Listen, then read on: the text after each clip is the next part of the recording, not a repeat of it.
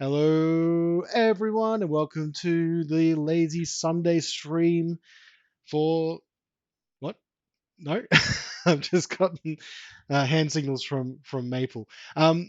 Welcome everyone to the Lazy Sunday stream. You can see it's going well already.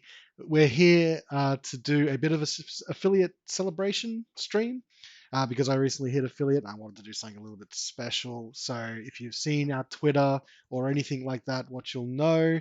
Hey Slinky, how you going? If you've seen the Twitter, we're going to do a bit of a DVD commentary style react of our first episode, which is currently available on YouTube. I'll put it in the chat as well. And that's what we're going to be watching today. We're going to put the full thing up. Hopefully that lets people, if they have seen it, gives you some nice little insights. If you have seen it, if you haven't seen it, then maybe it'll get you to watch some more. I also saw before the stream, like an hour ago, Starseeker followed the stream while we weren't online. Thank you very much. If you're still hanging around, I really appreciate the support, and hopefully you get to see something fun. I hope you're having a good day, Slink. Maple in the house. She's actually going to be right next to me. She's trying to order pizza for us, which will come in the middle of the stream, which is going to be interesting. Something's wrong with the delivery app, so progress as that goes. Let's move us on over to the. You can hear me through Discord. That's probably bad. Yeah. Let's take myself off. You are the best. That is true. Okay, now you shouldn't be able to hear me through Discord. Great. Technical issues, of course. Uh, there we go. That's a little preview for later. Okay, let's move on over to the watch party one, and I will maximize the screen and let's make it so it can be seen. Let's just pop on a little bit. Yeah, that looks like it's coming out. Okay, you can hear the iconic music already. Actually, I didn't even think about this. You're going to need to be able to listen, aren't you? We didn't even think about it. Well, we could. How's this going to work? We both need to be able to hear it. I could put it going through the speakers. Yeah, they will. Uh, I could stream it on Discord if you want to listen to it that way. We can find out. All right, let's see. I'm just gonna. This is already a very professional stream. Yeah, you're right. Let's let's share your screen. Share Reflex Save episode 1 live streaming. There we go. Can you see it?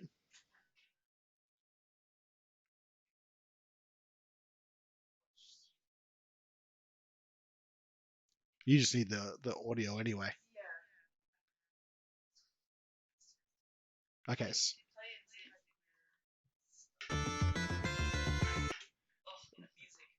Relatively in time. I might pull it down a bit. Okay, so your react should be going. Sweet, we got popcorn, even better. Maple is a bit quiet. Let's put up the. Oh, I know why.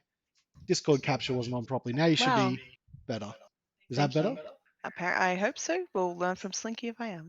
We will learn from Slinky. Let me know, Slink, if that's better. If it's not, uh, we can make adjustments. I can still bring it up on this as well. We have cat cam going. We actually have a cat that has decided to stay for once. She's staring at me.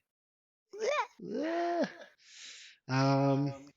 Yeah, I think we're pretty good to go. Oh, we should have our fancy pretentious lattes. Oh yeah. um.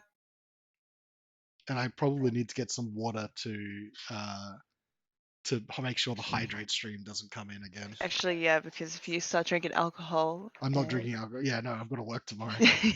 All right. Thanks, Slinky. Sounds good. Excellent. Okay. And just let us know in the chat if hard to type. Let us know in the chat if the background audio is going to be from the YouTube channel is too low, too high, or anything like that. I love that it's hard to type, but it's never hard enough to hydrate. Get quenched. Oh, you took a cat with you. What color are you painting your nails, Slinky?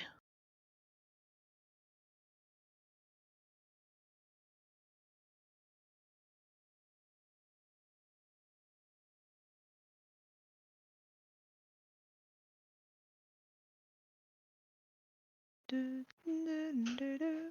fine elevator music. Sorry. Red. Real short story, thanks. That's yours? My Yoo-hoo. So, All right, I'm back in on. case anyone's not familiar with Yoo-hoos.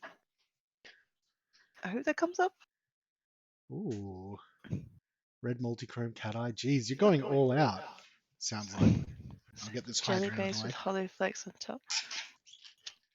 Ooh. Getting all fancy for something? Or is that just like a normal Sunday for you, Slink? You had a Yoo-hoo before? No, I haven't had a Yoo-hoo before. Neither have I had this pretentious vanilla frappuccino from Starbucks in a glass. So we're really living it up. Now, This is 56% sugar. You know it's American when it has that. yeah, this is probably also something similar, isn't it? I don't even want to look at it, to be honest. Oh, dude, how you doing? Subscriber, dude. Thank. Oh, I didn't fix that friggin' subscribe text to speech Why you like this? because I'm terrible. Oh my god. Okay, you got a first one as well. Like those founder badges are still going, which is pretty cool. Yeah, Snags didn't steal them all. He didn't quite steal them all because he gifted a bunch, but they haven't continued yet. So Yeah. thank you, Duke, for subscribing. You're a legend. Hopefully, you get access to all the new. Oh, there's a cat. Hopefully, you get access to all the new emotes. You guys might notice a couple changes because I'm still waiting for a bunch to be approved. So now we've got a Nixon Raz head, and I've moved Otto around for everyone to use. So feel free to use them in the chat. Nick, stop stepping on a laptop. How this is also going to go, we're going to go through the episode 1 of Reflex Save. I haven't listened to this since we put it out. I know, Jen, you've had to listen to this a few times, right? I've had to listen to it a couple times at work through like really crappy speakers, and I try and ignore it as hard as I can because I still feel uncomfortable listening to my voice. But this should be okay. For you Yeah. guys, for you guys, I think echoing bit, yeah, I'm just gonna sit over here. yeah, because we're in the same room. Do you want to? Can you do push to talk? Will that be okay? Um, It might just help. yeah. That's Hang all. on, I got Nick's eating matchsticks. Hang Oh, on. good. You've left the matchsticks again so she can eat them. That's good. She almost ate a whole one. She's a little shit. You've got to throw them out. No. Nick's Jen might fix hers to push to talk because she's just on. Maybe I'll make it a bit more sensitive. Hang on. Yeah, you could. How do I Go to voice and switch that down. to So talk normally. 44 decibels? Yeah, but if I talk, it's also. Oh yeah, okay, I see what you mean. Yeah. I might do it to 40 decibels. Just make sure you enunciate more. I'm going to enunciate my words. Okay, and I'm just going to talk hopefully normally, but if I shout, I'll be in the background. Yeah, don't shout. Okay, we're going to be we're oh, there I am shouting already. We're going to be sitting a bit further away. Well, I might just. Yep, you could also do that too, but it'll just get annoying to flick it up and down. Okay, so this is going to be a DVD style commentary. We're going to go through the first episode. It's an hour and a 20-minute. This was before I started learning how to edit, so I'm going to go through this and go, oh god, I could make that shorter.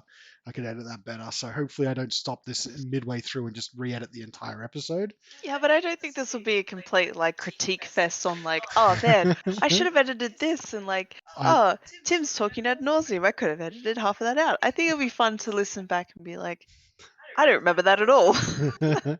Well, what I can tell you is I've opened up Roll20 on a different computer that Jen can't see. And I've just got my notes for the campaign. So we'll be pausing the episode a lot to talk about things behind the scenes and about some of the audio setups and things like that. And if you've got questions in chat, feel free to drop them in there. because then we can answer them in real time if you're very interested in the background. If you really want to listen to this, if you haven't already, go to YouTube. I put the link in the chat, or go to the Reflex Save podcast on any of your podcast platforms on www.reflexsave.com. You can hear it without our audio commentary.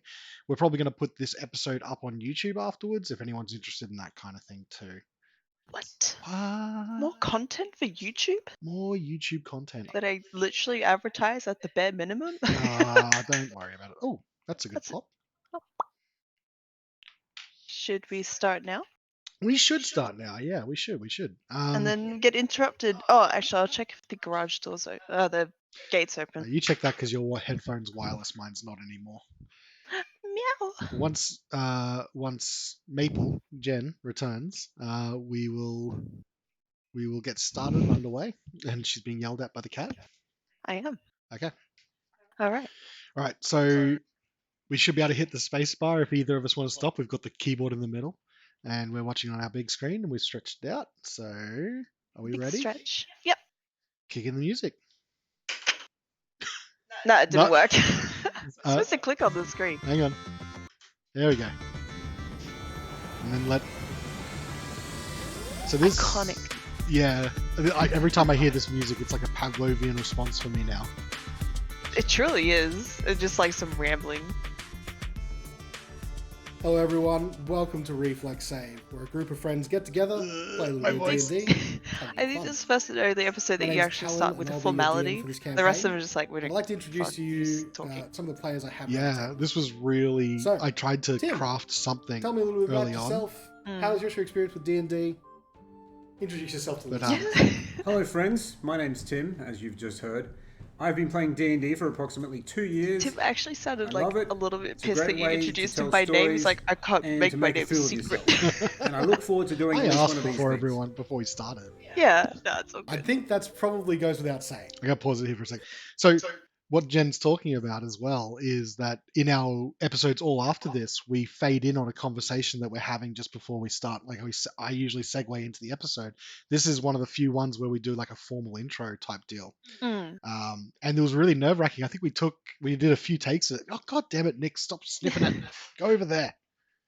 Okay. We I had like 4 or 5 takes at this intro, and I couldn't get it right. So I'm really glad we moved to and I think it was you that suggested it, Jen, to do that kind of fade in, like coming into the table. So that was good. Bit more organic. Although, because I don't have like any experiences with podcasts when we first started recording this, I'm like, is that normal to do? I didn't want it to be like this, oh, we must put on a suit and tie and listen to this show. It's like, no, we just have a chat. Started. I think it was a good decision. Yeah. All right, let's keep going. Oh, Nick's booty hole on the screen. Oh, good. That'll be good for YouTube.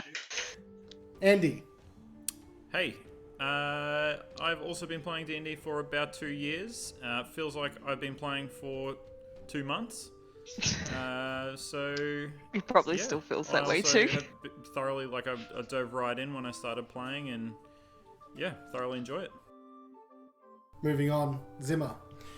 Hey, I've been playing D&D a bit more than the other two, almost 20 years now, and if I have my way, I'll be playing for 20 more.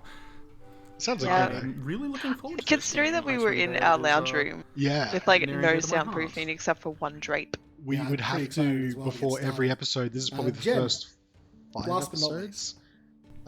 We would have to. I am Callan's wife, and listening to he my lovely introduced wife. me to D&D when 5th edition came out. I can't remember how long ago that was, but it was a very good introduction, and I'm excited to play this campaign. I think I'm a bit more comfortable. Mainly because there's an owl on the front cover. So we were recording this in our living room before we cleared out what is essentially used to be my office to move everything in and sort of soundproof. We would have to set that up every time everyone was coming around, which was a pain in the ass, and you'd have to do the audio setup every time. Take the table from the outside, Put it in. and we would have to clean it all the time because it was covered in like muck. Yeah. Put the tablecloth on it, get all the folding chairs out, and then we had the side room, and like have to pack them all back into the side room because we literally had nowhere to put them. Yeah, and getting around was kind of hard, and then the cats would wander in all the time as well, which they're not allowed in the studio. And I think it's episode 3. episode 2 or 3 where like Nyx was just meowing the whole time, I think 2. and so she made it into the end credits. She did, yeah. We get to the end credits one too. Oh my god. Well, you gotta. Well, So nostalgic. Slinky, come on. You know you can always ask. Callan is ready for any excuse to play D&D for any day of the week, It's except true. for Wednesdays. Except for Wednesdays. That's recording day. We'll go in a second, but the other thing as well that I wanted to point out, someone pointed out to me, I think it was Dave, that we do this entire round table, everyone talks about how long they've been playing for, and we don't ever go into my history with D&D either. It adds the mystique to the DM. It does a little bit. All right, keep on. Yeah. Yeah, a few years by this point now for D&D. So for those sort of keeping track at home, we've got some players that are relatively new to tabletop gaming in general, all the way to sort of intermediary and very experienced. So we'll hopefully give you a bit of a full gamut about what it is to play D&D, why we love it so much, and you know what brings us back over and over again. Already these kind of implied things in the go episode. on I don't think for, we've ever explained why we long each stretches like of time, D&D. and We're we just really like, yep, enjoy ourselves let's both play the game. playing the game and playing different characters from ourselves. But now that you all know who you're working with, Alright. I wanted to sort of say a warm welcome as well to anyone listening who's first time Wow, playing I'm really D&D, stiff as very well in new this. or have never played before. It's We're very really happy to have you. And kinda part nerve-wracking. of the goals that we have Brand here is to new. introduce D&D to as many new Listen people to as us, possible. please. For those of you who are, like You know what's Zimma, worse? well versed in D&D, R- we are so sorry. Slinky's enjoyed it. I might turn it down But slightly. the name of the campaign, as Zimma has alluded to, is Icewind Dale, Rime of the Frost Maiden.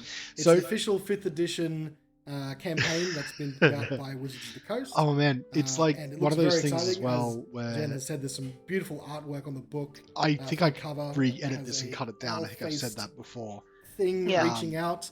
But being so and stiff it because you're looks trying like to it's gonna explain. be a Remember lot when of this was fun like and we were a not bit of sure a if we were going to do a tense sort of teaching situation game, so podcast? we hope you Where guys we have went a bit through of fun all the with it. different rules. Because I we think certainly early do. on we started explaining a lot of the I don't know rules, about and we you just guys, sort of let how that did go you because it feel was when we sort of not looked at that this interesting. campaign? 'Cause there's a lot of No, different I think things it that did. we've stopped with. I'm not trying to waste on people because we do have I'm a gonna be review out honest there here, that I'm like just it glad showed that them we're that out it of really the like dungeon. helped them learn. Yeah, we've But- for some of We're our not- player groups, we've played some. you're so if anyone's echoey. familiar Sorry. with the Waterdeep, I don't think Mage it was our campaign, shtick. which is We just did kind of all explain what dungeons each all spell the time. does if it is new, but Hopefully, this will have a I think little for the bit most more, part it's not a mix of learning dungeon D&D. crawling, a little bit of mix of town work. Yeah, I mean, don't get me wrong, dungeon crawling's amazing and everything. Yeah, I am echoey, other aren't things I? are fun too. So. So is Well, looking Tim. forward He's to that. pretty distant. The most fun thing I That's have the is that old Maidens mics, remember, too. decide- Oh, it's true. Yeah. So we not only were recording in a big open area, we didn't have any mic stands, so everything was just on the table, which made editing a pain in the ass. Don't bump the table. Don't bump the table. We also had everyone had the mics we had. I think I had my Nano, which I still have, but I think maybe Andy had bought a Nano as well, or this was before then. We had the AT2020, which Zimma's currently using, which was one of the better mics at the time. We had Zimma was using the Snowball. Oops, sorry. Aw, My bad. Zimmer had the snowball. Which is bad. Still bad. No, Andy always had the best mic. Because even in this episode, it's still quite. Because he had this like little cozy on it. Yeah, we both had a Nano, I think, and then we Yeah. borrowed another mic from Martin and Rachel, a different Audio Technica one. That's right. So all the mics in here are different, and when we were editing as well, we just didn't have like the leveling type thing that Andy had done for us. So Yeah. yeah, I am always very appreciative of the amount of time Andy took to level the episodes, yep, making us sound nice. yeah. But in this episode, it was all manual. It took me a while to get this episode as an edit. Okay, let's keep going. Size of the maps won't destroy my computer's processor. So that's what I'm hoping for. What about Jen? How are you? It looks horrific. Well, that's a good reading endorsement. Horrific. Like a horror campaign. I mean, Oh, that's good. the Still front not cover good with doesn't words. really inspire much hope You're fine. for players to keep their character for more than 10 sessions. Well, let's see how we go. Certainly, I think they're going for a bit more of that kind of 10 tense atmosphere with sessions. this campaign. That's Sometimes true. campaigns No are very, spoilers. hopeful Oh, no hero spoilers. narratives and fantasy. We sort of We chose got this like one 80 because it's a hours little worth of different from a content. standard fare. And it's just, Are they all the it's same interesting. characters? So this Who's is to a bit more say? desperate, It's true. Would you say? I certainly think the people and situations are much more desperate than That's cool. The other sessions are sort of, even when pitted in desperate situations, usually there's sort of some very ray of... There's always an out. Yeah, there always is an out. Yeah. And this one Yeah, you seems to definitely really sound try to super lend echoey. itself into that Like sort your of voice cabin definitely fever, displays like, just how big the room is that we're survival recording in, mode. and That's Tim's cool. just like, And so my even the voice is players always ready for are supposed radio. to be- so I Yeah, hope Tim you is guys ready feel for that as radio well. at all times. yeah. All right. Well, I think we should get into it. Oh, Oh. I wrote this, by the way, this part. Yeah, it was really cool, very atmospheric. In the middle of a And he gets a lot of snowfield compliments too. burns a small fire. 4 figures huddle around the I'm field. just gonna leave it. It's night out in the wild tundra of the Dale. Small tents Also, are set up back from the fire. Free? Oh yeah, no attribution required. No. But I still attributed to them. True, true. Yeah, this was we tried to do these YouTube videos. We just took too much time to edit, so they're not all like this. It's always an out. Look, I was trying to describe that there's always this sort of innate hope in those settings where, you know, you're the big damn heroes and there's always some shining ray of hope in every campaign, but that Icewind Dale feels like a desperate town in a desperate situation and against all elements, like they're just surviving. I think that's what I was trying to get across, so I didn't really probably express that well in the first episode. Yeah, no, that's the thing. Like, I think I'm better at explaining it nowadays. But yeah, I really liked this intro I wrote. So the book has its own intro, which we go into after this. Yeah. And then I introduced the characters, which I sort of set the scenario up. But this I wrote to try and give everyone a feel of the campaign. It's like almost like a little side story. Yeah, and I don't know if you have plans to tie it into the actual story. Maybe. Or if this is meant to be like a post credits at the start of the show. But I'm still a fan of how you wrote this, and I had to. I'll explain it after the story's done. Let's listen through, and I'll pause at the end of the story. Yeah. Yeah. All right. The moonless night deepens the pitch darkness, making all light and sound seem to die once it passes the camp.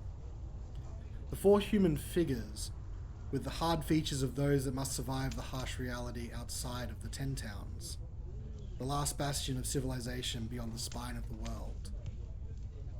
As we close in, we can see 2 men and 2 women talking in hushed tones to each other. One man is older with long, grey, stringy hair, a weathered tan, wrinkled face, and pale, grey-green eyes. He is wrapped in furs which have ceremonial markings indicating his status to his tribe. The other man is younger, can't be more than 16 seasons, with short blonde hair, simple furs, and despite the unusually weathered features, his youth is betrayed by his sparkling green eyes. One of the women is middle-aged, sharpening a knife on a whetstone as she quietly listens to the conversation. She's rippling with muscle under heavy furs, and several scars running from her forehead down to her jaw. Her eyes are dark brown, and her hair is half-shaved on one side, with the remaining mid-length chestnut hair swept to the other.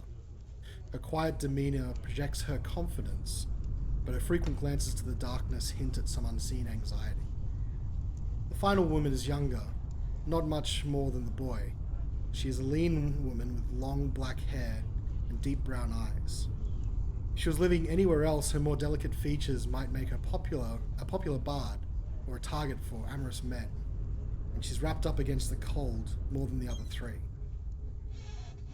On her side, she has a small pack, which anytime she hears an unexpected sound from the surrounding darkness, she instinctively touches. In the distance, the long wolf howl causes a momentary halt in the conversation. I don't like it here. I feel too exposed. What are you afraid of, boy? Replies the old man. Didn't you hear it? I could be set upon by a pack of wolves at any moment. Wolves. If you're worried about beasts, then set your heart at ease. Mira will take care of any beast that dares approach the fire.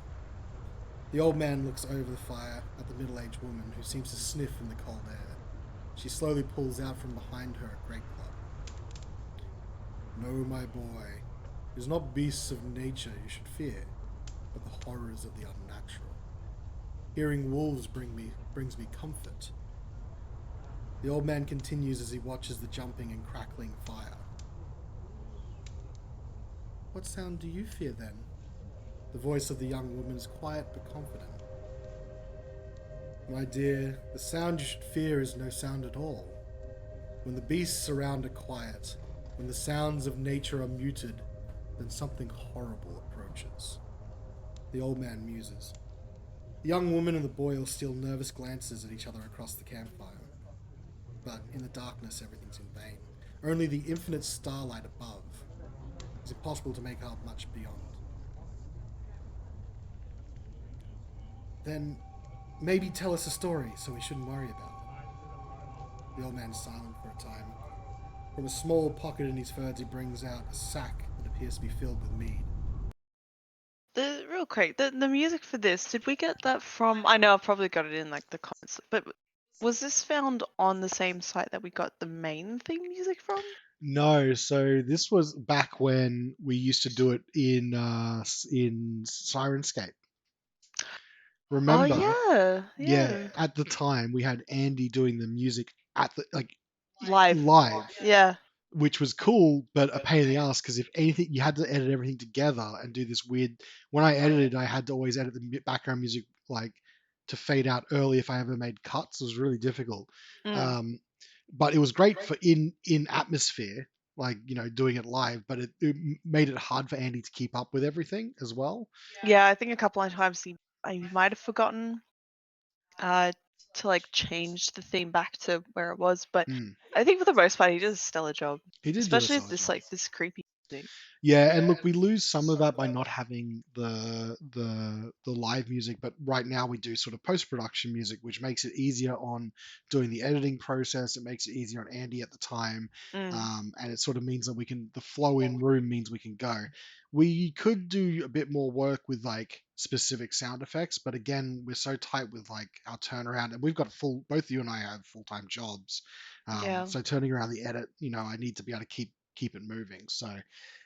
You win some, you lose some out of doing it in certain ways, Yeah, it's still a learning curve. I appreciate all that we've done so far. That's okay. I'm gonna start us up again, and I did hydrate. I saw you making me hydrate. I just want to make sure you're quenched. And I will keep going to the end of this one now. Yeah. I can tell you a tale about a monstrosity that walks the snowy plains of the Dale. The old man begins slowly. This creature hunts for human prey, but unlike the snowcats, they do not simply silently stalk. Unlike the winter wolves, they do not use their pack tactics to run down prey. No, these creatures are far more insidious. The old man takes a swig of his mead flask and passes it to the next, who takes a long pull. The creature hunts those in groups, maybe hiking up Kelvin's Carn, or fishing for knucklehead trout on the lonely shores of the Red Run River. Even small caravans become its target. The mead skin makes its way to the next person who takes small tentative sips. You see, this creature is able to change its shape, and is particularly good at mimicking any humanoid you can think of. It doesn't simply attack, but it turns into a person, like one of the group. It starts following them, interacting with them, copying sounds that it has heard once before. The mead skin makes it round to the next person. When the creature changes, there's an acrid smell in the air of blood and death. And even if you know the creature is there, it often doesn't help. Its presence seems to hypnotize, makes people believe that they're always there, and only later do people realize that something else was among them. The night had been dark, but now in the small corner of the sky, a beautiful aurora takes shape and stretches like a curtain, casting a haunting, beautiful light across the landscape. We can see now that the camp is on an open plain, and far in the distance is a tree line marking the beginning of a forest. Indistinct shapes and shadows play havoc as the aurora fills the sky, and only the occasional crack of fire can be heard. The mead skid passes once again. It appears that Oriel has blessed us once again with her curse. The young boy coughs as he takes a drink of the mead, and after a moment he gathers himself. What happens when the creature comes? He asks, and he passes the pouch back to the old man. He tries to lure someone away from the group, picking them off one by one, and they're never seen again. It accosts groups and lets the fear set in as people realize what is happening to them. But every time it keeps coming back, people panic, they lose their wits, and the creature slowly takes its victim, one by one. The silence that fills the camp is uneasy. The odd skylights and the fires have their own playful flame, which cause odd shadows to bounce across each of their faces. It can be caught. If you listen carefully, you can tell when a voice is not quite right, when a person is a little bit off. Sometimes there is a word the creature has not heard before. It'll try its best to recreate that sound, and it always sounds wrong. What do they call it? The young woman breaks the deathly quiet. It has many names. Some call it Wanderer. Some call it the Following Man. Or sometimes just the Lone Follower, or the Following Shadow. Its proper name is Naldgrift. The middle-aged person looks up for the first time, and the old man nods. After some time, the silence is broken once again. We should go to bed. It's late. The old man looks deep into the fire and slowly throws another log on. In a bit, let's enjoy the warmth while it lasts. When we pull back from the camp scene, the fire a bright speck between 5 figures huddling for warmth. It was good. I still really enjoy the story, especially like little something at the end. Yep. Although I was gonna mention when Jordan, the guy from work, he was brand new to D&D, and I'm like, I'm always forcing the podcast down people's throats, especially if they want me to be their DM. I'm like, listen to my podcast. But he was listening to that, and he wasn't immediately like clued into like the twist at the end. Yeah. I was like, oh, did you like the twist? And he's like, what are you talking about? He's like, he listened to it again. He's like, oh shit. I wrote that in there because I really like that sort of uneasy, like the horror I like is not jump scare or like very visceral gore or anything like that. I like that sort of creeping dread and that kind of thing when you just sort of notice that something's slightly off, and Yeah. that's what I tried to build into the story. Yeah, something's not quite right. 100%.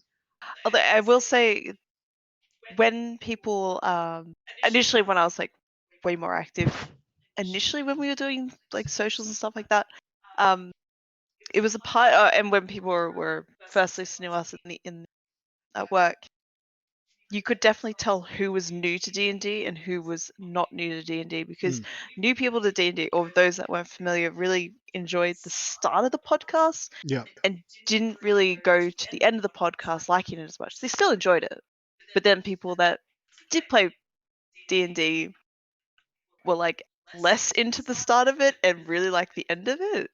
It was a really weird balance. I never understood why, because I thought people that like played D&D would like really appreciate the narrative focus to it, but I guess they really liked how we dealt with the combat.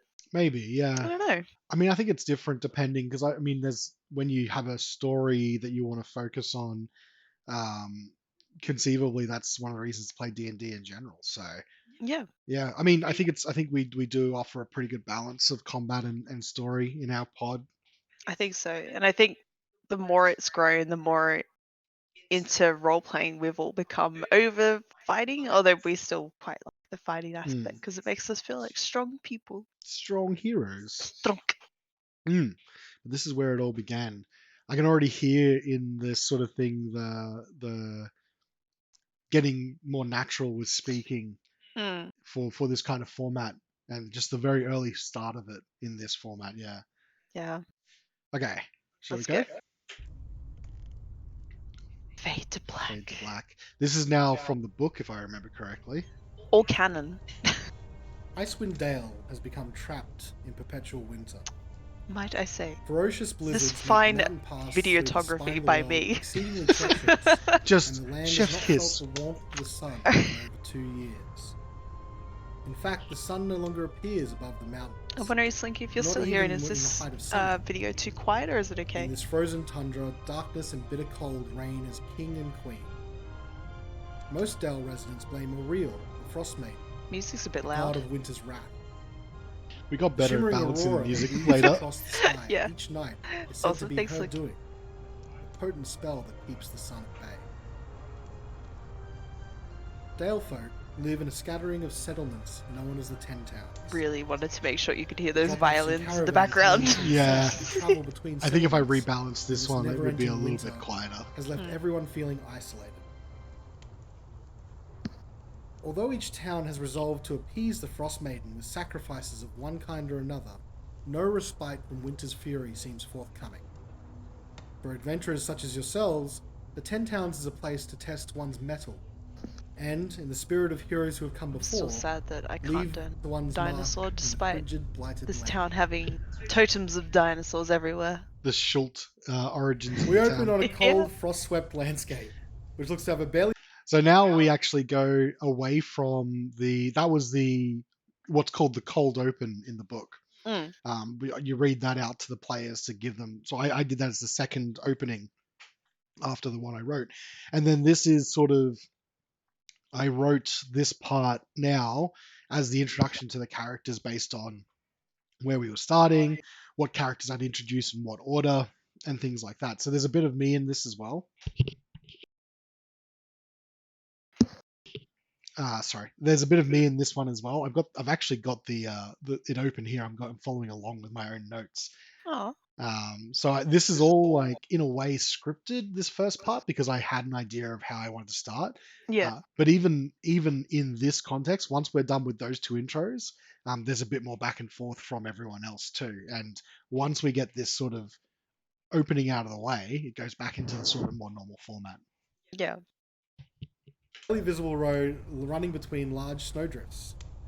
It's the morning, but you can barely tell as the landscape is lit by perpetual pre-dawn light.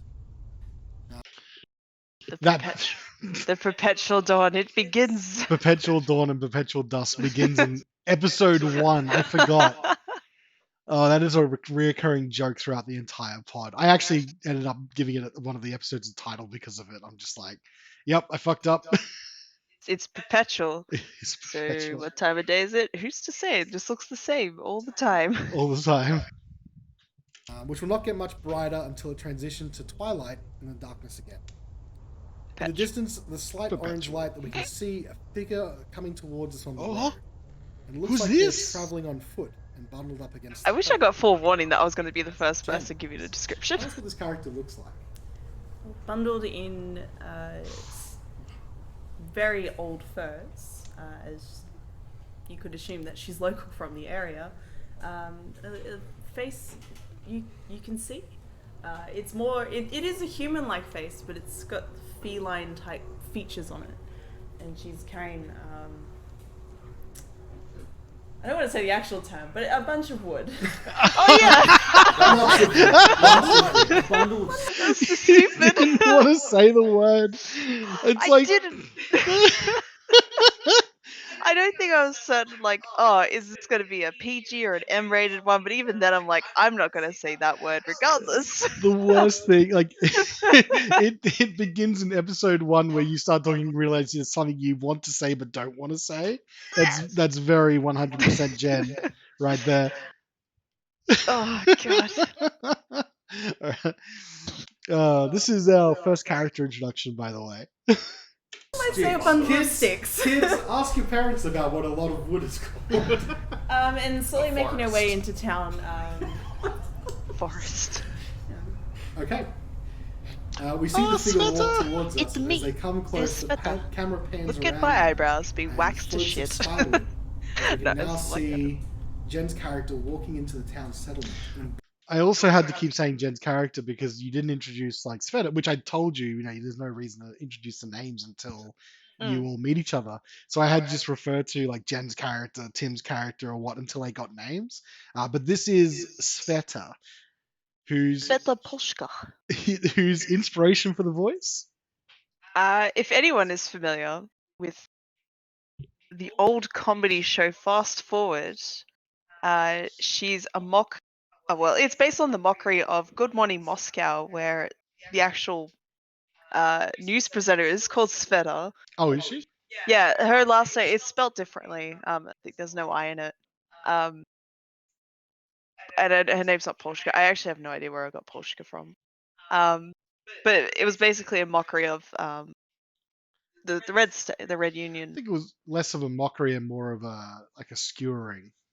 Yeah, and she'd be like, she got her other anchor named Victor, and basically it was the only accent I really knew how to do, just naturally. 'Cause it's like, oh, Victor, you're a very unattractive man. It was just so funny, and the person that played Sveta on Good Morning Moscow, is actually Kath from Kath and Kim. That's right. The old talking about it's the old Australian sketch comedy Fast Forward. Most of that group became Full Frontal, and over the years, the Kath and like Kim, Eric Banner Eric is. Banner, yeah. That guy that's Kel from Kath and Kim in what's that Australian show that I know we're going off tangent. Yeah, no, that's okay. That's what this is for. Yeah. Magnus Shuvansky or whatever is also in Jubansky, that. whatever it is. I'm sorry, heaps of names, but that's Sveta's inspiration. And actually, I don't think you learn Sveta's name until the second episode, but you don't learn her full name until like the 27th episode. Yeah.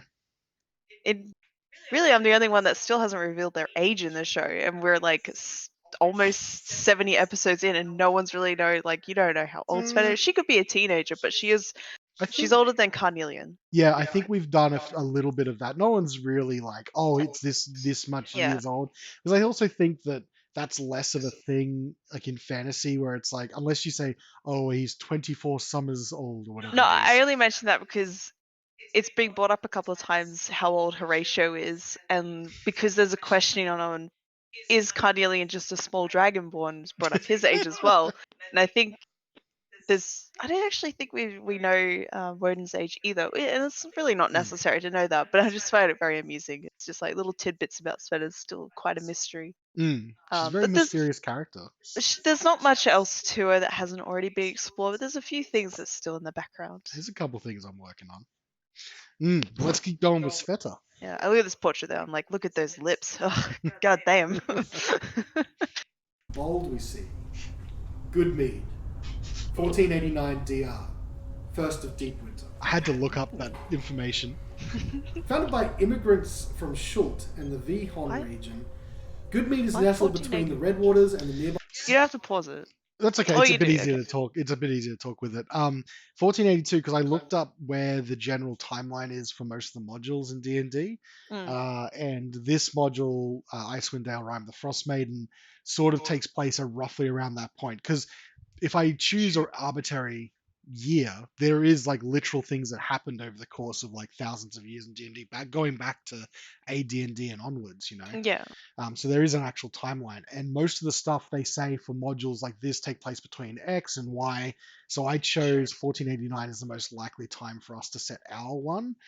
DR is obviously the calendar reckoning for Faerun in general. Yeah. And then I decided to do First of Deep Winter because it made a lot of sense. There's a calendar in D&D. So basically it's like the start of winter here, essentially. Yeah.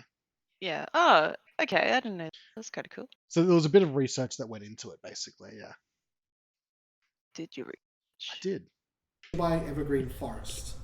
The town's squat dwellings are adorned with carvings of dinosaurs, and serpents are overshadowed by a two-story structure of the mead hall. Its eaves are carved and painted to resemble wyverns. As honey is the key ingredient to mead, the town literally buzzes with the droning of bees. Oh, that's We right. watch you walk on the Eastway Road It's all leading over into the town. dang place. Past some initial scattered houses with snow-covered roofs, we can see some green trees here and there, which also have a healthy covering of snow. As you're considering your next move, you sort of take... I heard the stumble on the. I think I couldn't edit that out at the time. I don't think so, but I also like a really important thing that we realize now is like we can start again, and then just edit that out. We did early on. We were just like very much doing it one take. After except for the stuff that was pre-scripted in terms of the stuff I had to read out, I would do that. But yeah, you can stop and then redo a line if you need to.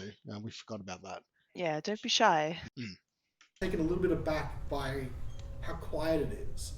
You're used to coming into this really small town with a bit of activity on the periphery of town, especially from town loggers or other residents going about their day, even in the early morning.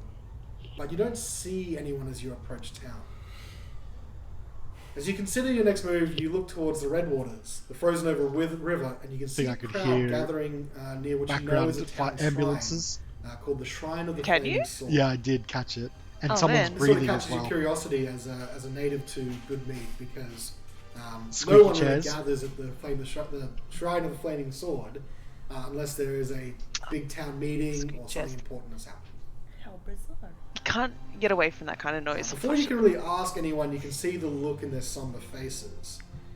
And it looks like you're attending a funeral. As you embed yourself into the crowd, you can see the normally closed shrine is opened up. And there is a small stage set up. Behind the stage, in the shrine, you spy a long table covered in a cloth blanket and the unmistakable shape of a body. Looking to the stage, you can see 4 humanoids about to address the quiet crowd. A human male, a human female, a dwarf male, and curiously, a kobold male, who is slowly and sadly playing at a viola, I think it is, whose notes fill the air with reverence and mourning. Zimma, tell us what this character looks like. They are not even 2.5 feet Carnelian. tall. Their features a mixture of a lizard and a small dog.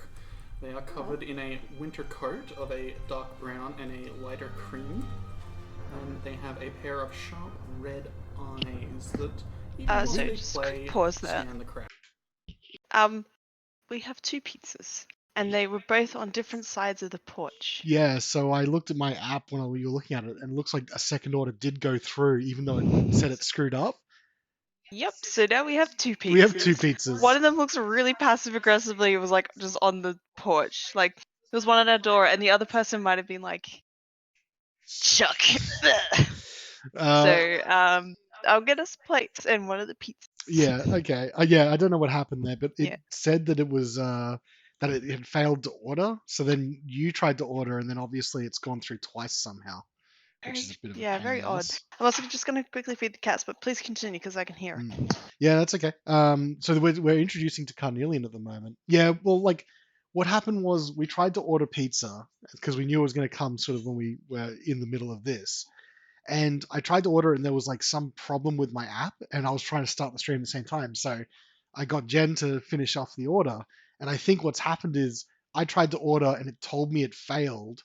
So then Jen reordered and it succeeded, but it's obviously succeeded twice. So now we have 2 pizzas instead of 1, which kind of sucks.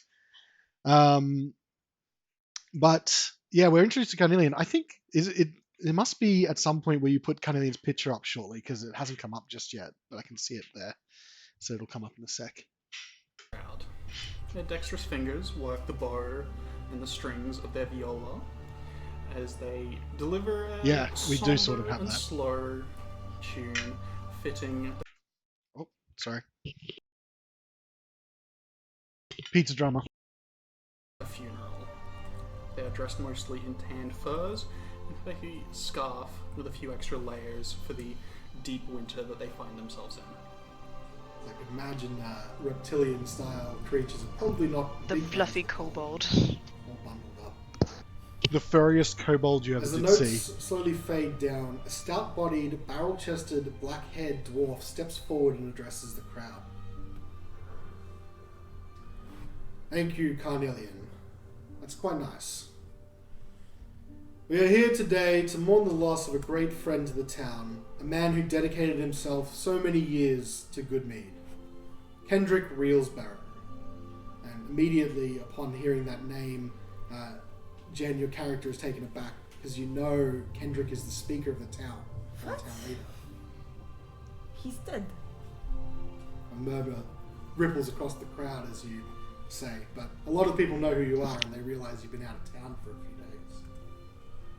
The dwarf waits till everyone sort of calms down again. Kendrick was a great man, and though we did not always see eye to eye, we always knew what was good for Goodmead. He was a friend to everyone. Good for good mead. A man of the people, you would say. The dwarf smiles a little. We only survived the great folly with his leadership. We only I do think knew your to voice be the for town we are Shanda today has by changed. him expanding our Oh, yeah. trade further and further, even south past the Sometimes I side can of the never world. remember the names of NPCs His I've given. watchful eye let our trade and our town grow. There's too many. Like, and I Today don't we think anyone. remember as he tried to step forth and protect I think our you'll be town's forgiven life. if you do forget a few accents. He was slain by a monstrous creature who stole what we consider rightfully ours, and was bound for East Haven. Today we remember him as the brave man he was, and the friend that he will always be. The dwarf bows his head a little, and then, would there be anyone that would wish to speak of him now, before we lay Kendrick to rest? Shouldering through the crowd, a human male steps forward, ready to step on stage. Ah yes, Wodun. Come up here. Wodun! Andrew. Not what's expecting this character's- voice for Wodun. He Neither was is I. Fan quite favourite tall. character, though. I'd say maybe 6'2". Well built. He is wearing a sort of a white sort of V-cut. I Off a guess, deep cloth V. shirt. Over the top, he's got a Oh, was it meant to be super deep? large fur coat, but Probably. it kind of looks like- Oh no. doesn't really fit in with the rest of the people at the funeral. He looks like that guy who, you know, has been skiing once and bought all new ski gear for the occasion. It's just a little bit too light for the town. Yeah. Uh, It's like, so he's actually really cold, but he's pretending he's not. no, Yeah, exactly, Snags. He's like fully dark in Gore-Tex. Ah, the Gore-Tex man, joke. that's a name I have not heard in a long time. Is it like top of the line Show furs Jordan. as well? Last. I laughed along, but I had no idea what Gore-Tex was. I just want to be a part of the crowd. Aw, do you know what it is now? I do now, Okay. because they sell motorbike gear. Yeah, but they also used to sell just cold weather gear. It was Yeah, famous for anti-rain gear. Yeah. but I was like, I just wanted to fit in, and everyone else was laughing. I'm like, oh, it's a joke. Oh, that's what they call a joke to you old people. I was like, what the fuck is Gore-Tex? there is, It looks fine though, right? yeah, Like, he's what- he's well Jen was presented. saying. Long dark hair, probably shoulder length dark hair. Chiseled features, quite a handsome guy. I'm falling I in love guess. already with this man. I mean, I don't blame you. Fallen. But, yeah, true. Yep. Okay. Well, Oh, here he is.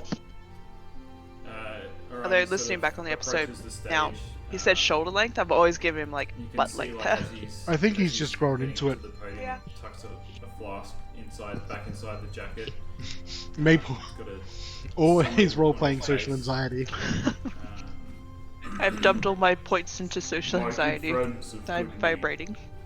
It saddens me to be here in front I wasn't of you today expecting this under voice such too when terrible we first heard it. circumstance. Kendrick Reelsbarrow is dead. He's dead. I had only known Kendrick since my arrival to your great town, but the friendships that we shared and the things he accomplished will live on forever. I know people, could already Was this tell entirely that he and I ad-libbed? were going to do great I told him that he things was for going to good do a reason. speech. I heard Oh, okay. someone So he say might have that. something maybe mocked up. I think he had something Kendrick. written up. Yeah. K-Bar, the wheelbarrow. You are formidable in both strength of your back and the strength of your character, and the sheer amount that you could drink. I'll never forget that time you literally threw me at some disorderly travelers who were comparing our town's signature mead with the water our horses were drinking outside. I've never been thrown before, but it scared the shit out of those guys. Toss me! I just like to also picture this man is like 6 feet tall. Kendrick was a giant of a Very, man. very strong. Absolutely. Are we aware of the exact height of Kendrick? Kendrick was probably similarly maybe like 6'5", but so like slightly taller. even but like more so broader as well. Like he was just like Yeah. Like Andy has always been really good at thinking his feet, and I really don't know how he does it. He's Because just he'll be in like episodes, and you'll say something, and be off the cuff Andy, just saying something so fucking funny. I'm like, how on earth do you do this? he is very, very funny. That's true. Yeah. But I did so with this kind of thing as a bit of a behind the curtains. I sort of because I sort of chose out when we were organizing this back ages ago. You don't like it? Oh, okay. Free pizza for me, I guess. Too sweet. Too sweet. Barbecue.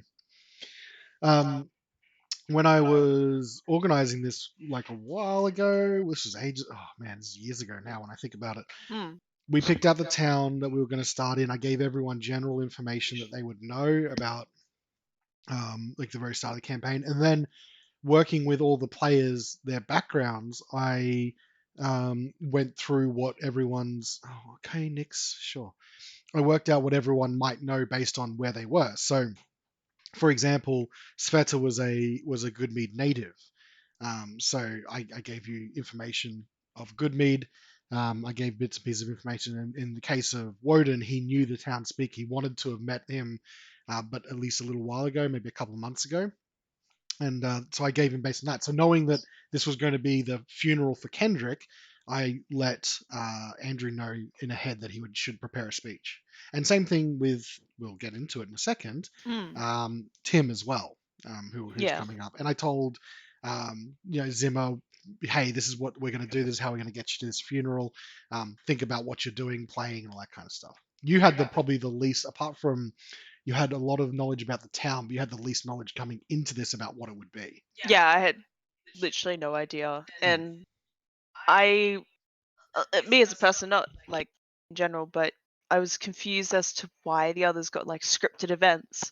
But also made sense because like I've just come back from another town, so why would I know about what's going on? So it felt more organic, I suppose. It was one of those things I had to make the decision to follow a character in, and your character, because of we go into the backstory of it, traveling from town to town and place to place, made the most sense following her in. Yeah. But then I couldn't give you anything more because that was it. Yeah, it didn't make sense.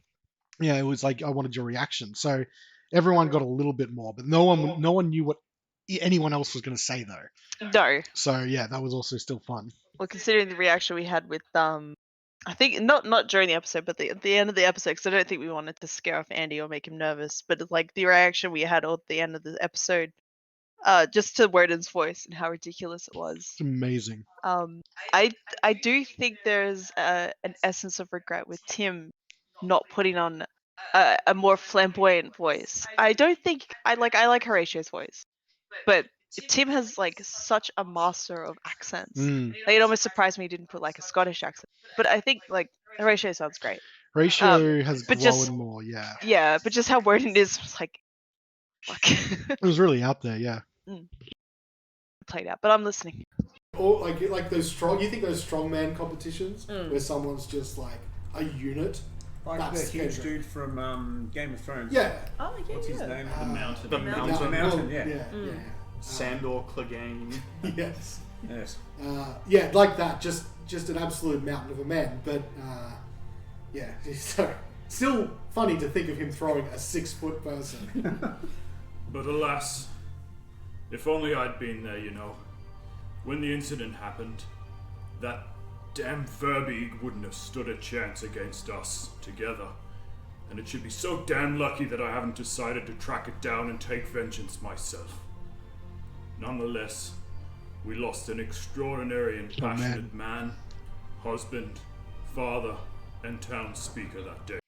So at this point, because I didn't really know what Andy was going to say either, I let everyone surprise me with what they were saying. Yeah.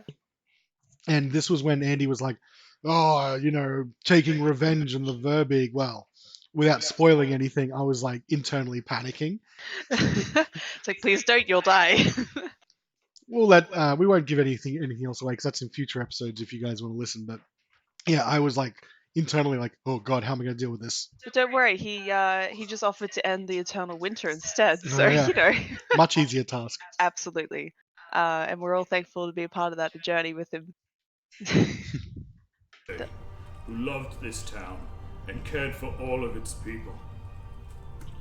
Thank you, everyone. Welcome all that have joined the stream. And the dwarf reaches up very high to pat you on your shoulder as you step back. Does he need to like pull out a stepladder? Yes. He's like high-fiving his shoulder. Or do you do the courteous thing and like lower yourself a Yeah. bit? It's like, oh, I see what you're trying to do. Ooh, you got closer to the mic there. I did. And the balancing. Oliver had some words. The balancing in this episode's not nearly as good as later because we didn't do the Everyone, auto balancing keep that this Ed does. brief, as Kendrick would not want us to mourn him so sadly. No, Yet And the we music. celebrate the life that he led. not ideal. My colleague Shander is right, of course, and Kendrick's passing will be Ooh, sorely felt Olivessa. for the years to come. I'm not a I fan pray of her to the gods voice. that his I'm character sorry. I It's know. the only always critique I guide the really spirit have. of our community. I had to come up with a Very voice. All of Yes, you I had to do dwarves. Olivessa a little bit First differently so I could roll stand out and of the remember her campaign. voice. And then you still got it. Quiet ASMR. No, Olivessa I always remember. Mark's not too close to the Wait, That is Stop it. 11. 11, okay? What skill check was it again? No, I'm just gonna put them in the bottle. Perception. So you're looking around, like, You- this is what you notice and pick up. Alright, 14. 14. The echoing of perception is harkening back to when we first played Mad Mage with Andy and Tim for the first time. 21. Every Oh. single time anyone would ever roll perception, Tim would just go, perception? For Perception. no particular reason at all. he just likes it. He just likes to say it. 18. 18. All right. So for Zimma and for Andy, you know that you notice a slight awkward Can't believe silence Andy after rolled the high last in this sentence, episode. which was the May's character Oh yeah, integrity that's always not guides the a spirit trend of that our community. continues. For Jen and our unknown fourth person, the slight awkward pause after the last sentence, you see Olivessa give a sidelong glance at Shander at that time. Remind me who Shander is? Shander's the dwarf. The dwarf. Was there ever an elaboration on that? I've dropped We have massive been hints. fortunate that our request But for nothing the House on of his the Morning ever- Lord in Bryn we'll see. Shander has Okay. been so quickly heard. I and think a about it cleric from has time been to sent time. forth to Like, give why the Kendrick hell his did they last share rites. glances at the very Please. start? I And she motions I to have the other plans for human that male stuff. standing on stage. Finally, Tim, tell us what this character looks like. Tell us, Tim. So on the stage you see a tall, rather lean-looking man. So he's approximately 6'1". Everyone he's wants to be wearing over a 6 very foot. heavy, They're all real grey, men. fur-lined robe. Very basic, but it looks very warm. The hood of the robe is pulled back to reveal dark brown hair that looks like it hasn't been cut for a while. It's starting to grow long at the back. Medium-length beard that again hasn't been trimmed for some time. And sharp, piercing hazel brown eyes. And he addresses the crowd. No, probably. Oh, People, There he is. need oh, he has a really here different today. voice. Actually, To yeah. farewell Kendrick Reelsbarrow, beloved soul and town way speaker more of good need. serious. While we may be tempted to fall into despair at his passing, let us take this opportunity to remind was based ourselves off of the the journey vampire of life Yeah. and death. Guy. In the eyes of Callan, He just looks all almost are like judged Tim, though. fairly, and it is Like, his Callan character Vord just that looks like reminds him. us He's that a very death Tim-like. is not the Yeah. end. It is Or merely maybe a just a transition within white the man with a journey beard. of existence. I would like to read the following passage given to us from the word of Callan Vord himself. Death Ah. is but a part Oh. of life. I Fear forgot it about not, this. Oh, evade it not, and view it God, my not art's as gotten evil. better since this. To fear death delivers you into the hands of Like a those watercolor, who I can love it. bring death down Everyone upon in the you. crowd is a copy and Die paste. with of the other person. dignity, neither raging nor seeking to embrace okay. undeath. Do honor the dead, Look how small for their Carnelian is. strivings in He's so life tiny. brought He's Callan itty to where it is now. And to It's better at forget the them foreground. is to forget also where we are now Green. and why. From these words, we must take the message that this death is not in vain. Kendrick fought bravely, defending his Straight through town the and back. his people, and we must remember him for this. By keeping his memory alive, we keep his soul burning in our hearts, and he shall never be forgotten. Callan judges all souls fairly, and takes them to be with those of their like. Even now, as Kendrick prepares for judgment, you can be assured that he will find peace surrounded by good-natured, kind souls. We cannot alter our fates. Once our time comes, we must face it with grace and dignity. We must I like believe the in our snow faith effect you put on and this. let Callan decide our path I beyond was very this happy with life. this. I think it's the first ever And great so it photo is of him. time for Kendrick to pass on and receive his judgment. Let us all have faith in the judgment of Callan and the kind soul that is Kendrick. Although he may no longer walk with us on this plane, take heart knowing that his soul carries on in peace. Let us give praise to the gods, one and all. Let us give thanks to the gods, one and all. We honor you, we worship you. Show us grace and mercy. And the crowd sort of murmurs in general agreement. It's a nice with the script that he made. affirmation of the words. Really nice eulogy. Olivessa steps forward again. Thank you, Horacio. As is tradition, we will keep Kendrick here Every for time. 10 days. So Had to those make who her a wish to little bit mourn him distinct. can visit. Olivessa's speech comes to a stuttering halt as she looks out over the crowd, who one by one turn to Drama? look behind them and back up the street towards the evergreen forest. Creeping down out of the forest and over the houses and towards the road, a thick fog is rolling forward.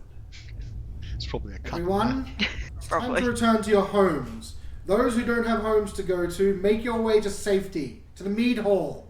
Why wouldn't The they have crowd homes to quickly go starts to to? disperse and scramble. It was too far away, People are not mostly. fully panicked yet, but you can see adults in the crowd have a twinge of fear as parents gather up children and each one makes their way in could've different gone home. directions. Quickly, the Not been a part townsfolk of this disperse and adventure. all of you are suddenly covered in fog. Would have been very difficult for Trying to me. head in the general It's true. direction Oh of the God, I mead would have hall, died. you slowly make your way Yeah, forward. yeah. Visibility reduced to only a few feet. Although it's not actually snowing, you can feel the cold seeping in to your cold weather gear as you stumble from time to time. At the crossroads to the east way, you go to turn left, and in the fog, while not clearing, seems to lessen slightly. You begin to feel slightly relieved, as if you're starting to get to the point where you thought you might have been lost. Although you see indistinct figures around you, and you look to see other people. But soon that relief sours, and you notice that there are some other, shorter figures in the fog. As some of the shapes come into view, they're not townsfolk, but short creatures with scant, ragged animal furs and grey, almost stony skin, holding in their hands what are most likely broken icicles, lunging forth through the fog. Roll for initiative. First initiative roll. Yeah. I made up these creatures for this as well. So for everyone that's listening, there's a number of different ways to sort of try and get people together. And I decided to come up with the funeral thing, knowing what happened in the town. And then I'm like, well, I'm going to make it go into a fight and sort of force everyone to bond in combat sort of deal. So that's what I decided to do here. And I made up these creatures for this fight. They're based on goblins, I think, sort of, but there's a couple differences. Yeah. And there's a few other things as well. Was there any particular reason why you decided to make up this part? Because I wanted to make it very simple, and I wanted to sort of give it a bit of a unique flavor that wasn't just because I could have just used goblins, I could have just used kobolds or whatever, but I wanted to step away from that because, well, it just feels sort of like rote to do those every time. So I came up with something different. And he is hyped for initiative. He's always hyped for initiative. Yeah. Oh damn! Holding midgets! I'd like to. Oh, that's it. Oh, I think I would have cut that out in future episodes. Yeah. yeah, Ooh, yikes. a couple yikes going on. We're a bit more As we conscious of that kind of stuff now. Yeah. as you guys start to roll for initiative, I want to say that I've been saving a set of dice. Typical. I've been Unbelievable. saving Oh, a this set of is dice just for this I campaign. capped this one. It's one that I Oh, bought true, yeah. in a comic store called Briv's Vegas.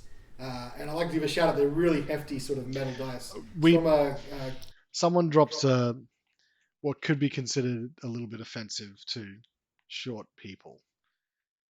Is what Yeah. I would say on that one. It was very, very quick, so you may not catch it, but I probably would have. These days, I would have edited that out. Yeah. guys that call themselves heart captors. It's really cool. I also got a set of these red dice set too. of metal They didn't dice. roll as well So for it's you. the first No, I time- actually gave them away in a giveaway on no my idea on how my well these Twitter. are gonna work. My Twitter. Your Twitter? Yeah, they were so cursed. I'm just like, I can't use these. Do some follow work. Yeah, like that. Oh, this was like the People opening. can't get enough of that sound, Callan. You should Well, know. you know what sound is going to feel like you're going to hear even more is the nice little thunk as it hits the dice tray. So You haven't used these for a while. let's. No, because I keep getting new dice that you give me that look really good. What I'm also going to get you guys to get And then I your keep attention getting to is banned from roll using 20 them. so we can see the map. Go back to these. All right This here. over. These I roll do pretty have well a as note well. that I do want to say before we This come is a up. good roller. You should play craps with me. Where if I can Only get the- when I'm the GM. When I'm not the this GM, particular I'm map, crap. because it's a little bit outside of the normal one we have for this campaign, is a battle map Oh, that yeah. I found from some Do you remember this map? a guy called Alex Vander from Neutral Party. And I'll It does put a come link up, in the battle map. description of the Yeah. YouTube video or in The first the, 6 podcast. episodes on YouTube really there's a have lot of all the different bells battle and maps. whistles to them. Really well made. It's too bad this we one, couldn't can you keep see it the up, map and I now? know why Yes. we So didn't. you can surely be able It to was see just a like, little very bit too tight bad, and it was circles around. time consuming. Yeah. Query: Yeah. Are these circles based on the reduced visibility from Yes, the think fog? so. from the fog, exactly. So you'll be able to see Morning, more of the map Snow. as we come up, but it's a really, really nice one. You got it? I would have cut some of this stuff out as well. I can already see here in it stuff I would cut out. Oh, there's just so much rambling. It's There's like a bit more rambling than there should be. it's fine. It's not ideal. No, it's not ideal.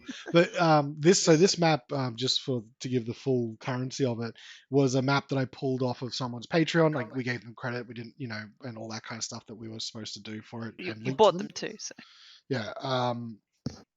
Oh my god, this page has become unresponsive. Anyway, and so again for this encounter, because I wanted to do it as a custom encounter to get everyone in. That I built this just to get you guys to become a party. Yeah. I did that especially. Yeah, and you're right. It's like it took me a lot of episodes to sort of get my groove into editing, and where I am at today is very different to where I started, for sure. Yeah. And like editing together these episodes for YouTube on Yeah. the video making software I have. I think this episode, because I had to fiddle around with the battle map because it wasn't fully succinct with how Yeah. the voices were. I think this particular episode, because I was also learning the little animations, Yep. maybe took me like 9 hours. Yeah, to that do. was- I was like, I can't. I have a full-time job. I can't do this. That was the problem. I mean, I know it took me 8 hours to do the audio editing initially, but I've got it down to 2 or 3 now, so it's a bit more. Yeah. And you'd probably get faster at it as well, but it's just the sheer time involved. We just couldn't, and I really apologize to people who wanted us to continue doing that, because people liked that. There was comments on our YouTube videos about it, but we just couldn't keep up the content for YouTube and be able to give it the time it sort of needed. So that was just sort of where we were at with it. My roll 20 on this one is It's the hook of the hook, line, and sinker. We'll hook you in with some like animated kind of stuff, and then immediate sync.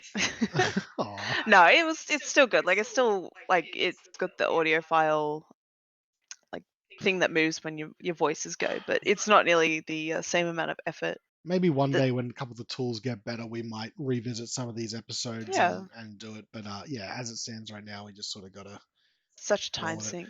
Great for this now though, because we get to see some of this stuff. The Yeah. beauty of having spent this much time in episode 1 on YouTube is for these sort of watchbacks. So It's very nostalgic. it is a little bit nostalgic. All right. Go. We do have some rambling, but we have our first combat. Here we go. I recommend any of those people click the link if you need battle maps for your campaign. They're really good.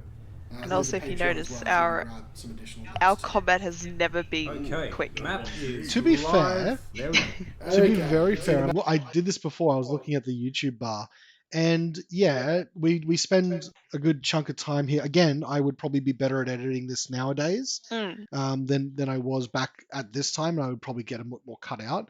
Yeah. But like when you look at how long this combat went and how much the episode's already done, we're 36 minutes in now, and yeah, we still got it in as reasonable time. I think I could probably get this episode down to under an hour 15, I reckon, if I had another crack at it. Not that I'm going to, because I'll just be forever redoing all our old work. But, you know. Look at the origin of the Yeah. Switch icons. Yeah, you can see all the origin of it. This is where I pulled when I started doing my streaming. This is where I was like, well, you've got this perfect My piece of attempt at artwork. cartoons. Yeah, I love this style. They're cute. I know you don't like drawing in this style very often, but I do love this style. I don't, because I look at Sveta's hand, I'm like, what is going on there? It's fine. What is happening? All right, let's go. Map. Mm-hmm. All right. Oh, right. Also, like because we didn't have our tokens yet, they're all just representational dots. Later on, when we're playing, we've got Jen's art in here as tokens, but of course you can't see it. So yeah, it's a bit unfortunate. CSP Sveta Polshka is always there. Yeah, it was a little clue. And then Carnelian only has C. He doesn't have a last name. I'm going to put in this one. And let's roll some This would initiatives all for get these cut. guys, shall we? I just realised that my initials are WC. Yes. Like a water closet. That's what we were I didn't thinking. think of that, but I'm glad that you've reminded me.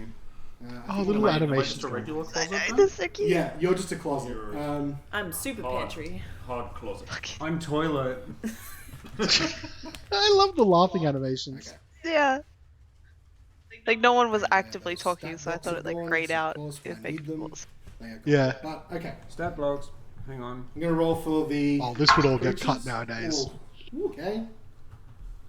What are the creatures? I guess it's like All right. Well, you're gonna need to. true to find form that of out. how like actual D&D things go. Yeah, this would all be cut for the show. I mean, also, I started using digital dice for the creature initiatives to keep it in the Roll20 initiative tracker, Yeah. which I was obviously not. I forgot that I thought that I was doing digital dice from the beginning. Don't but worry about how many dice. Okay. you roll, Obviously, by the I've way, rolled just quite a do it lot that of way. dice here, so Okay. that was bad on I'm my behalf. clever. It's fine. People are quite forgiving. Well, hopefully, but yeah, this would definitely all get cut. You probably should if you need spells. You're gonna be That's why so you're critical rolling of every yourself dice at this that you episode. Yeah. Jen, your character. Yes. What was the initiative roll? Oh, I don't want to. You don't have to. I just I rolled forgot. a 1, so Were it's you not 3. listening at that Three. point? No, Okay. I think I was looking at some notes. I believe we called out Horatio's name, but Tim. 10. 10. Okay. Wodun's name as well, so Andy. Certainly gets a bit 9. better in this kind of stuff as we go. Great rolling, guys. Yeah. Carnelian, so that's going to be Zimma. I thought my 12 was rather average, but I'm quite happy with it now. Everyone loves You a hot shouldn't be. mess. Though. You guys. Oh, look at that battle, Carnelian. That's Yeah. It's got a Right. weird face, but he's angry. Look at everyone's battle So- pose. The first thing that I think happens. my favourite's Wodun's because I it's do based like off of that Wodun's. All of the Metal reduced Apocalypse. visibility, you can see Yeah. figures in the distance. Anyone that can see like a blue token there. I do like that's the Horatio's creatures one you're too. fighting. But from north of where you little itty are, bitty hand. Yep. yeah, gonna I'm pop so this critical one. of my Yeah. artwork. Roughly around here, you see Oh, the roughly fog around suddenly here. rushes towards you, as if it's sort of There. being pushed from somewhere. Everyone, I'm gonna say that's gonna be No, let's Snow, a hot see, mess. Water closet. Not just a mess. Wodun, Carnelian, Horatio. Actually, Everything's a hot everyone. mess. Hot roll mess me is complimentary, right? Dexterity I saving don't throw. think so. Callan, can I ask why I have a C as well? Am I Horatio Closet? No, but you're Your last name has a C. Oh, it does indeed. You freaked me out. That's classic. That is classic Tim forgetting stuff on his character sheet that he made up. Forgetting names Forgetting has been an names. episode 1 issue. He forgot his own Own name. name. And reoccurring thing of Tim not looking at his own character sheet until the very last moment.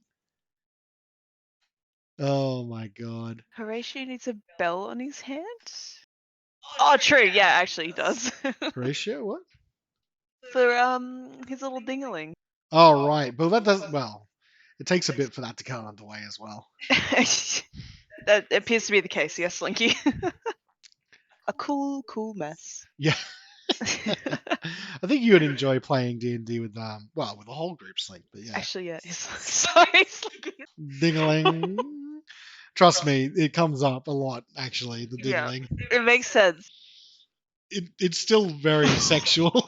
Sorry. Alright. I Yeah? don't want to use these dice anymore. Yeah. I wouldn't Oh. want to either. You hear that? No. You what? immediately rolled your new heart captor dice that we all opened on stream, and you're like, I want to use these dice already because they were just rolling like shit for you I got a 1 on my initiatives, I think, with those dice. with those dice. They were always awful. Dex save. Dexterity saving throw, yeah. Oh, that's right. I made everyone dex right away. Oh, 5. yep. 5. That's a fail. 5s. Here's the start of his 10 rolls. is a pass. Ooh, better not kill me in the first session. Oh, I really want to. Is it 22? 22 is a... Yeah, 10 was a pass, but 22 is actually a fail. You've gone over 20, and we don't allow that.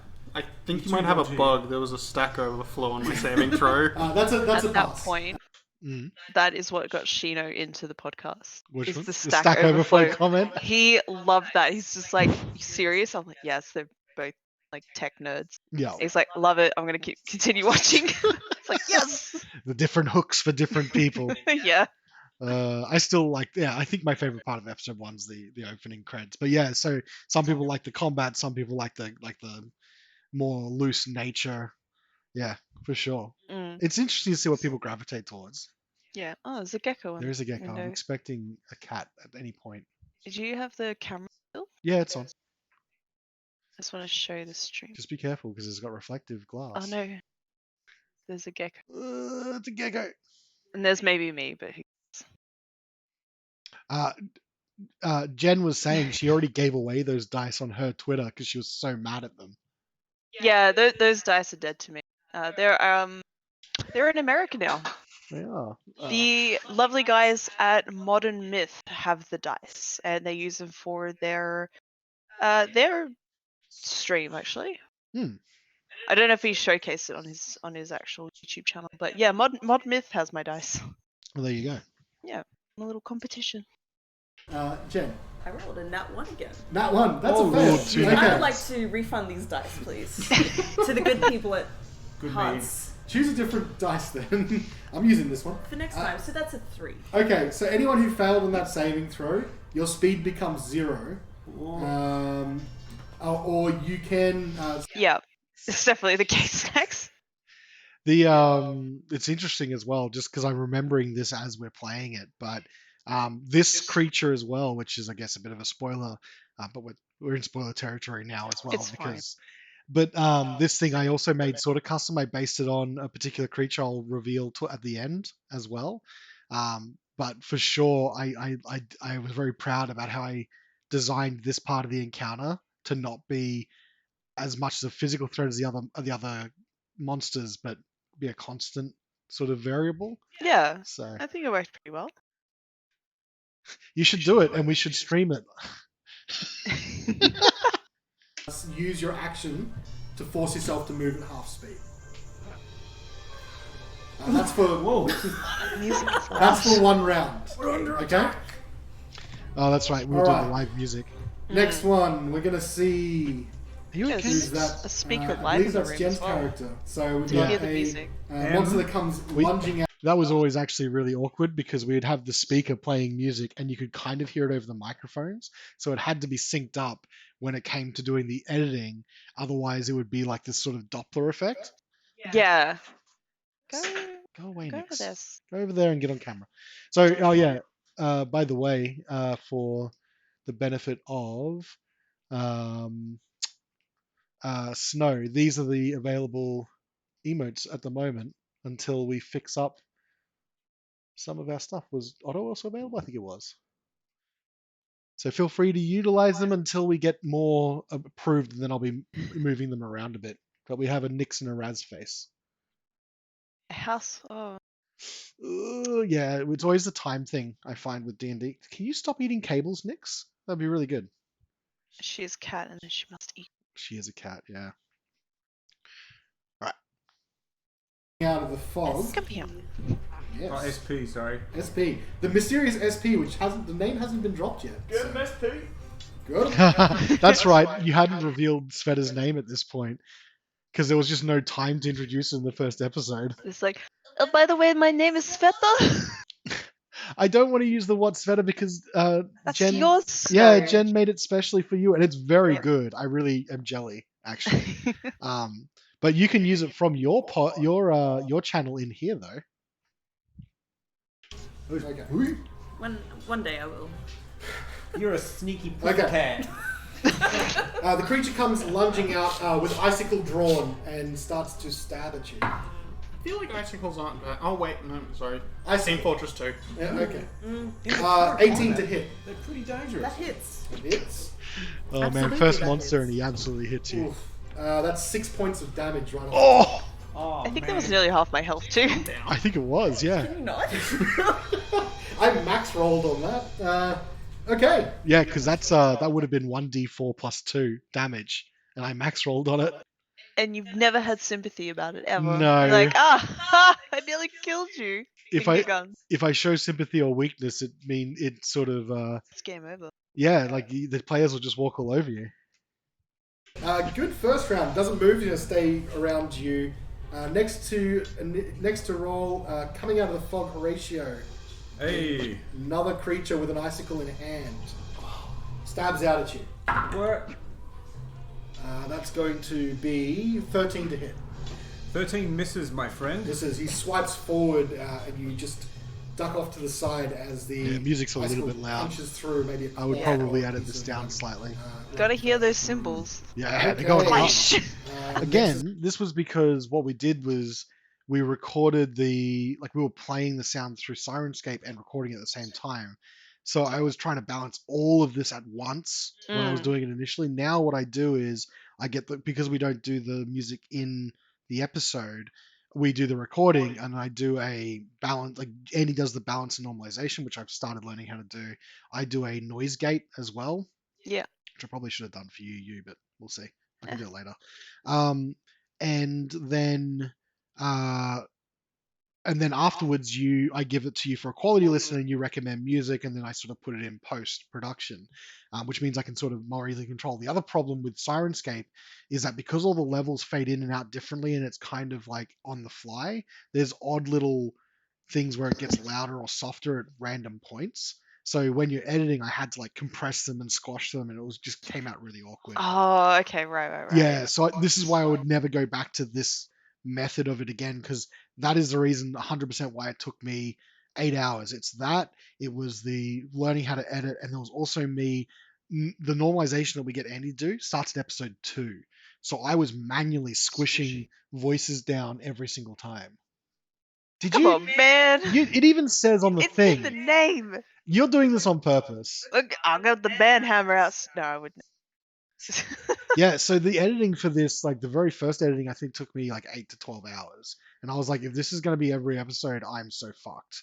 Yeah. Because I just wouldn't have been able to do it. But, my normal editing process now for the major edit, I get Andy to do the normalization, which takes that off me.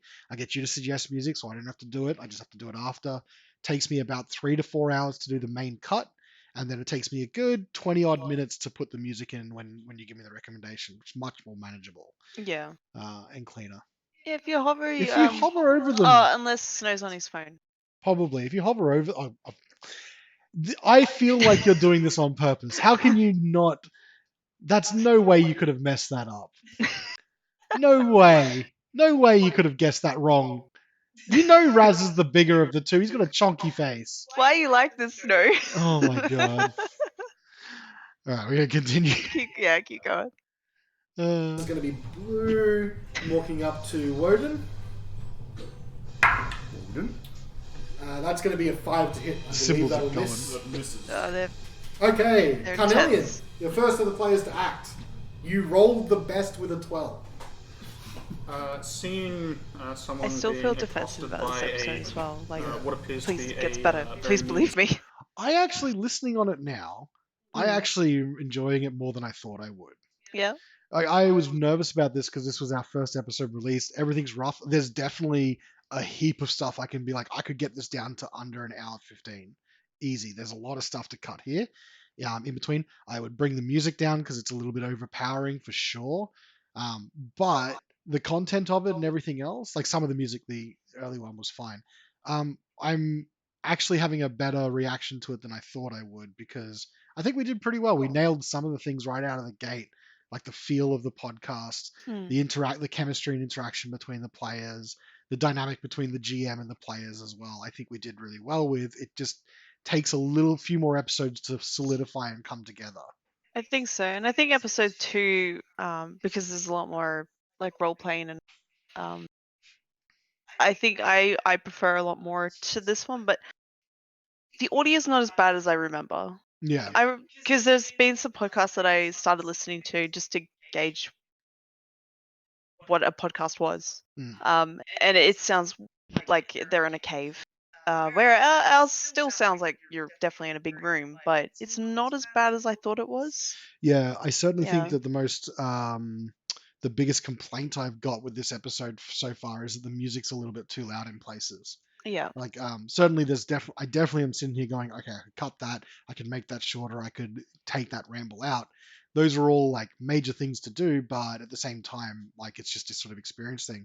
The music is a little not balanced quite nice. Like if I was critiquing this myself for someone else, I'd be like, bring the levels of the music down a bit or the players up.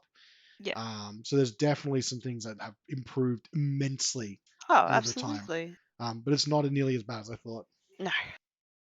Smurf. So what you can see, just to let you know, is you can see, like with that dim light, you can see the other people being attacked in these sort of creatures. But it's very indistinct until you get closer. I shall approach the Smurf. Smurf? What's that crest? Which one's that? I don't know. He's going nuts. One of them's that armed the with a red crest. Yeah, we can hit this. The music live. one that attacked. Yeah, so the red one with the red dot? Okay, Yes. so can you move your character? I have. It hasn't moved on mine either. Okay. We'll play Theatre of the Mind until that actually comes across. And I shall. Carnelian shall draw his rapier Alright. and attempt to run it through. Knave. How is a Snacks, it's like you've 13? listened to our episodes, or you guys have been a Okay. bit busy. Anything else? That's movement, that's an action. You do have a bonus action if they're available to you. I do not believe I have anything available on a bonus action right now. Alright. That means we're going to move on in initiative order to Horacio. Tim, you've got this probably about half your height, stony looking thing. Would I recognise what it might be? You might if you make a knowledge roll. Let me see. Will this be my turn, or is this a No, free this action? is a free action. So make a nature will work. I'm a nature boy. What can I say? These are really hard to read. I'm not going to use them for very long. 14.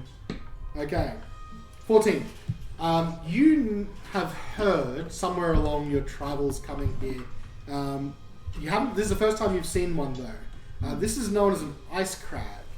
Crag.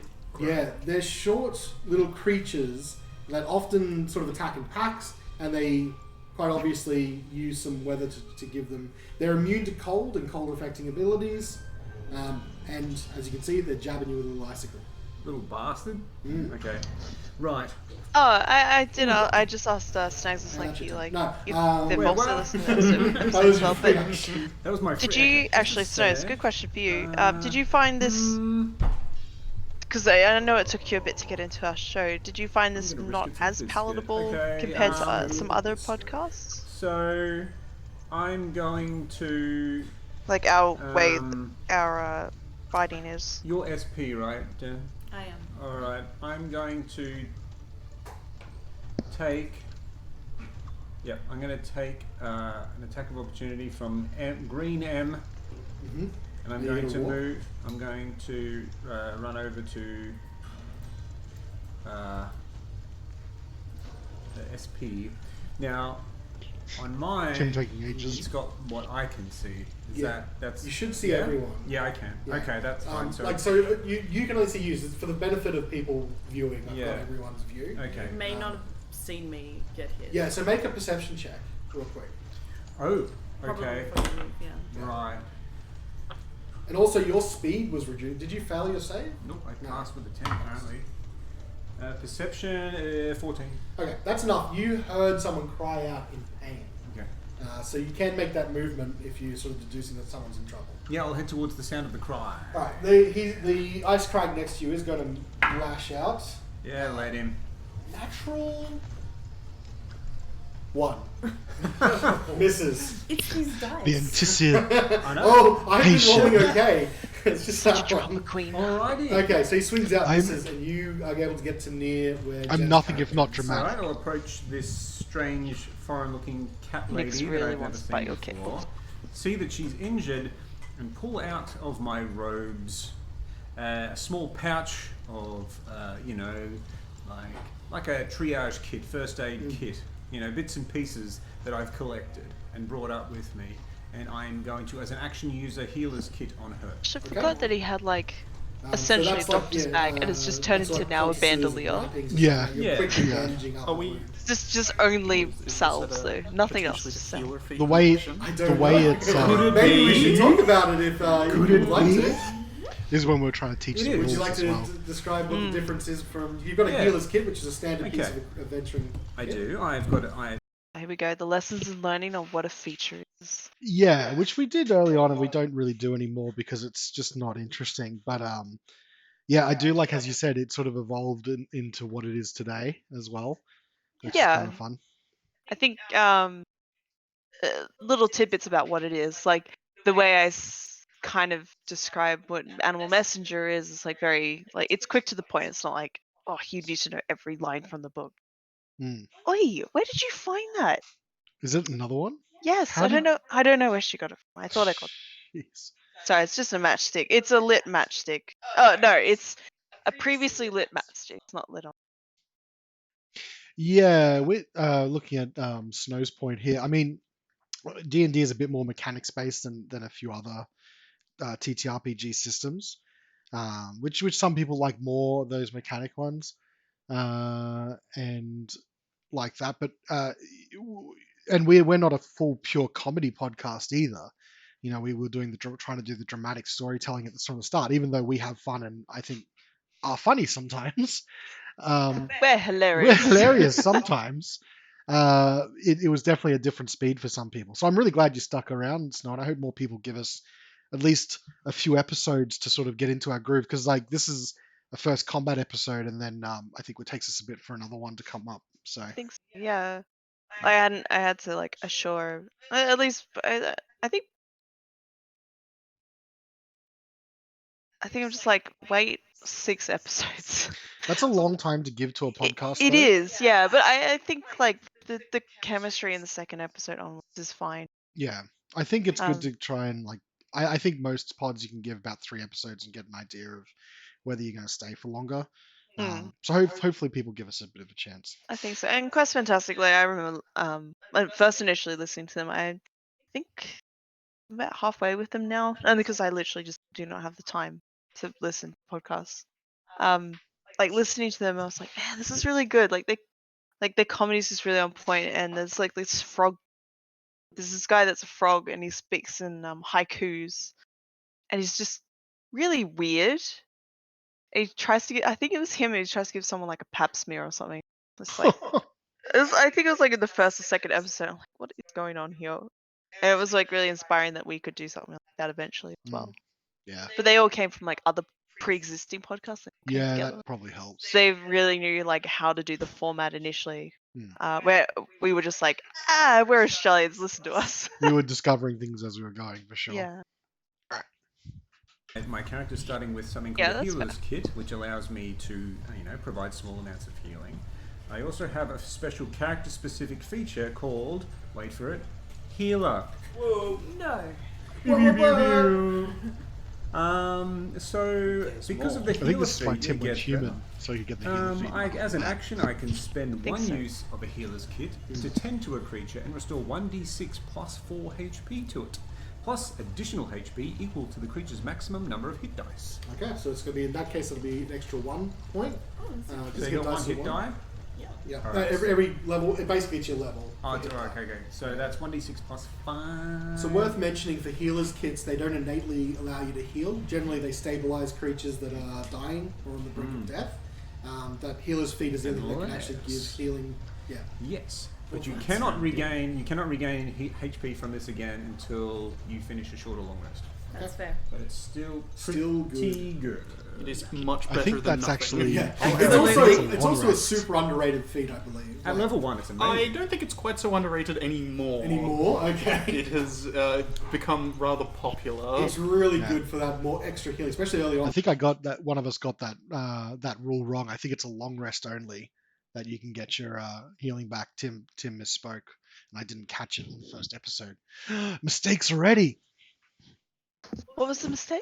Tim was saying that you can heal people with the healer's kit after a short rest. But I think it's only after a long rest can you get the healing benefits. It again. is only after a long rest, and I think he does realize that.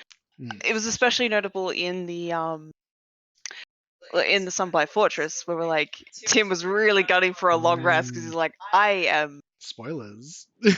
But all I will say is just he was really gunning for one. There's He so really yeah. needed a long nap. We definitely picked up on it fairly quickly, but in this episode it was wrong. But it didn't matter. No. As you said. I'm applying salve. Here I go. Here you go. Oh, it's a 1. That's- Plus 5 is 6. That's that's still how much damage. That's exactly the amount of hit points. that you- Hey! So theme of the night You're is back. number 1. Well, Thank you that's very right, much. You're back to full. Okay. So that's your movement. That is your action. Do you have a bonus action you'd like to use? I may. Oh, bloody Yeah, going might. back to No, this I don't. encounter as the level characters you are now, you would moving just on wipe the then, floor. Andy, Wodun's turn, I Yeah, believe. One hit for beef clip is all it needs. You've got a creature right in front of you. And I But you're think you right, found like your the saves, scaling you of can't damage move. now as players like, oh, 10 But hit you do points, still that's have not your much. action. That's unaffected. If you want It's to like move, you need to spend Quarter that of my health now. Yeah, Is it a that's more. particular It's condition? less than that, right? No, this is No, it's but it's a custom job. pool of health. Yeah, I guess no, because you're a it's druid, reducing your though. movement to 0. You can half move if you. I think at the moment if you she's got spend an action to sort of. 45 HP. But you can use your action Plus normally if things are in front of you, for wild example. shapes. Yeah. Yeah. Alright, well, I'm gonna reach in my cloak and pull out an Eldritch Blast! Oh shit! So you're in melee range that what of this you keep creature, them? so that'll be a disadvantage. Yes. Okay. I'm at a funeral, I don't have weapons on me. Right. God. Okay. Mm.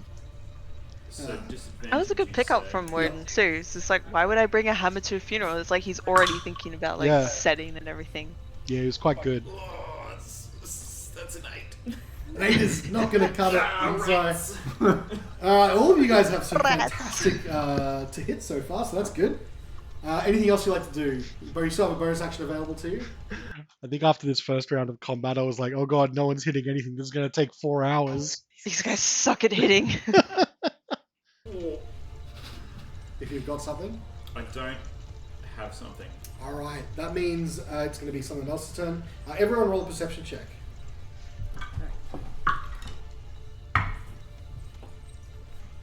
18. 12. 12. That's 12. 17. 10. All of you hear sounds of a struggle further north from where you are. I'm pinging it on the map. Roughly from there. Could you ping it again for me, please? You see that? No. I just want to. It's over there. I see it. Yes. I see that. Yes, I see. Sweet. Okay. I don't see it on this Right, map, though. then moving on. Jen, lucky last in the round. What do you got? Alright. So, in a panic, while I'm still very thankful for the heal, my hood comes off and you see a morphing of my head into a more more cat-like than human. Oh And my my god. ears become more So there's a feline. physical change, yeah? Yeah, and spots of. If you know your leopards, it would be a snow leopard. So Start to appear. your physical appearance actually does change. You're not just revealing your No, physicality. it changes as well. So you do see initially my more human with like cattish kind of features. Shifter, Think shifter, cats, shifter, you know, shifter. that horrific. My movie. ability Oh God, to let's not. describe So this is stuff, actually an even improvement to this now. day, It's an improvement, yeah, absolutely. atrocious. Okay. Your Don't beat ability yourself to up too describe much. You is can't be great. as bad Oh no, as now cats. it's Cats, the theatre plays. Oh god, cats. We're regressing back to the stage play rather Absolutely. from the movie. Okay. Yeah. Can we not be from the movie to begin with? Oh man, that really does date this podcast. Like Cats was relevant when we were talking about this. Look, yeah, don't think about it. Don't think about it too hard. Yeah, I'll see what I can do. Okay. Okay.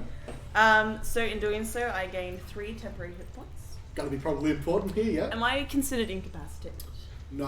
Okay, great. I can see on the in-game map the pings going off when we talked about them before, so we didn't quite have the map synced Oh up. no, we were just fucking around on that map. Oh, were you fucking? Yeah, that's not being out of sync because I was worried about that too. Oh, really? No, that's just us just picking up.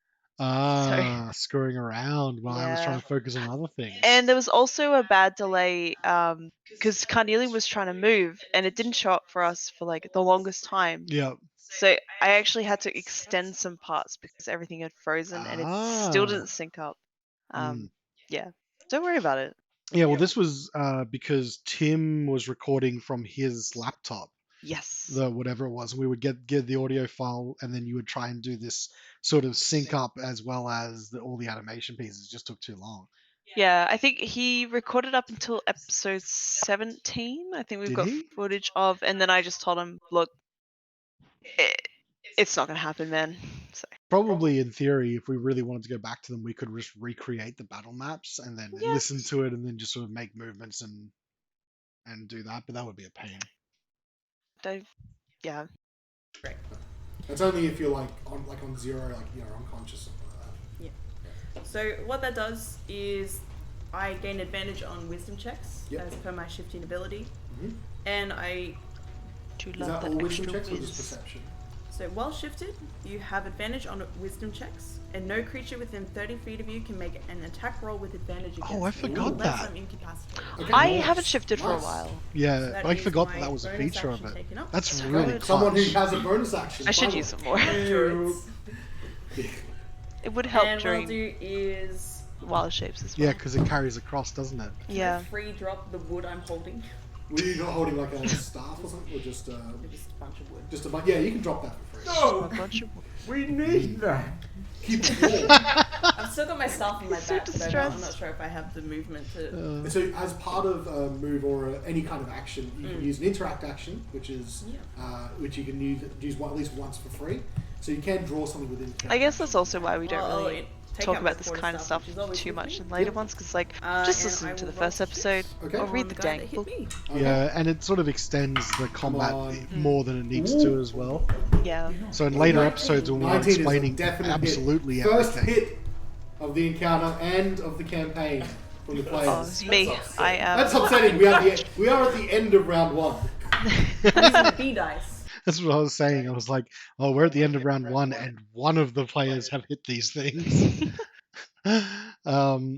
Yeah, no, you're right though. I think we dropped some of the teaching people to play early on because it just would have made combat even longer than it already was. So Yeah.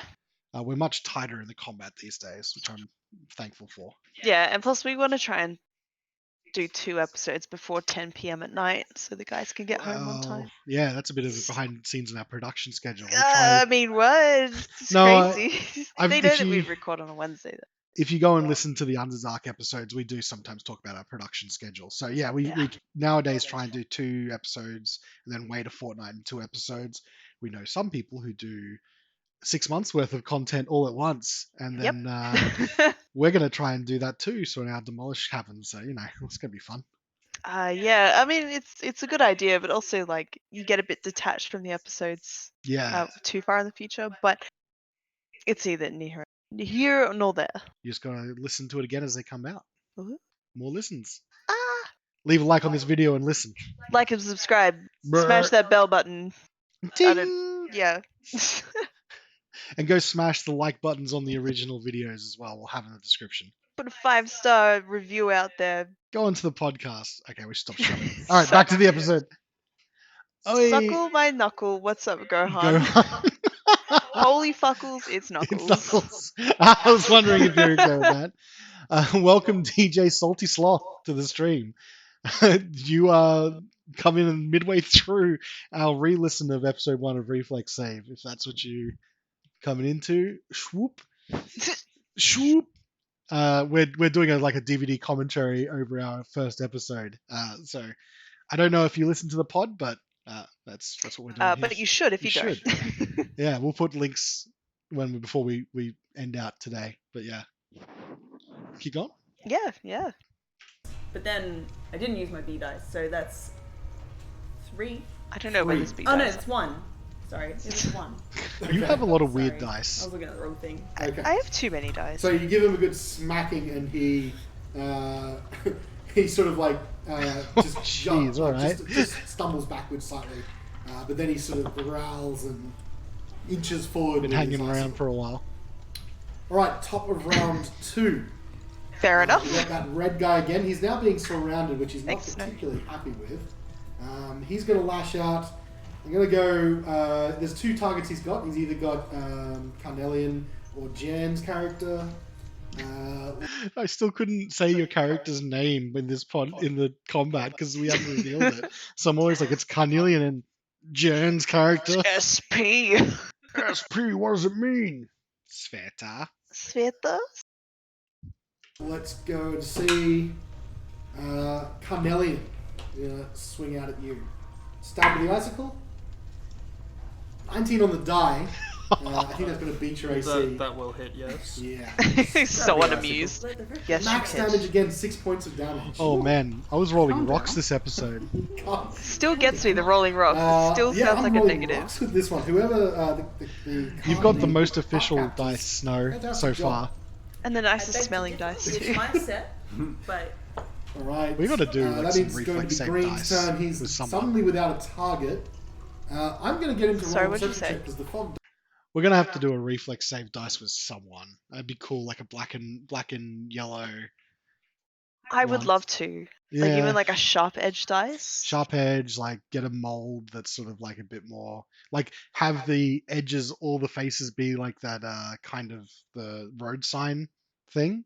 Mm. So you could like just looks like it's part of a road sign, but I mean Specifically, don't get like the full set. Specifically, just get D8, so they're all diamonds, and like each one's got like a black border. I think I would still do the full set, but yeah, that'd be cool too. Carnelian. Carnelian. I don't know. This episode was the first time I was saying a lot of these names out loud. I had read them, but I'd sort of never really said them out loud. So maybe I did make a couple of mistakes. I know the spelling of Horatio changed a couple times over time. Yeah, even Tim wasn't too sure if it should be with a T or with a C, and then I Yeah. think we just settled on the T because What- that's the The guy from the Yeah. guy. the CSI Miami guy. Yeah. Yeah. Is it CSI or is it NCIS? No, CSI because NCIS is something else. But yeah, it's CSI Miami. And also I kept because I had to do all the promotional material for it on Buzzsprout, like all of the show notes. True. And I kept spelling it as Horatio over and over, and he's like, "Yeah, that's it. That'll That'll work. work." Oh my god. Does affect him as well. Okay. You guys don't know what happens. Is the fog not so is the fog obscuring only past a certain distance? Yeah, so once you're within like about 10 feet or so, you don't get any penalties, but after that it's almost like a blanket. So it's not like it's sort of obscured to a point out, it's almost like it suddenly comes down like a curtain. Okay. I think this makes it very that tense having means such it's a going to short be vision Blue's range. turn to just swing out at Wodun. I think not to get too spoilery, but what happened in the forge, I think should have been a bit like this. The only reason why I didn't do that was because and this is again not to be spoilery, but you remember that though, like how much was going on. So much. I could have had that all going in the background and not told you, and then that would have probably made for a really bad episode because I would have just been constantly saying, you don't know what happens and you don't know what happens. So we sort of forewent. I mean, you're right. There's like a maximum distance in that place.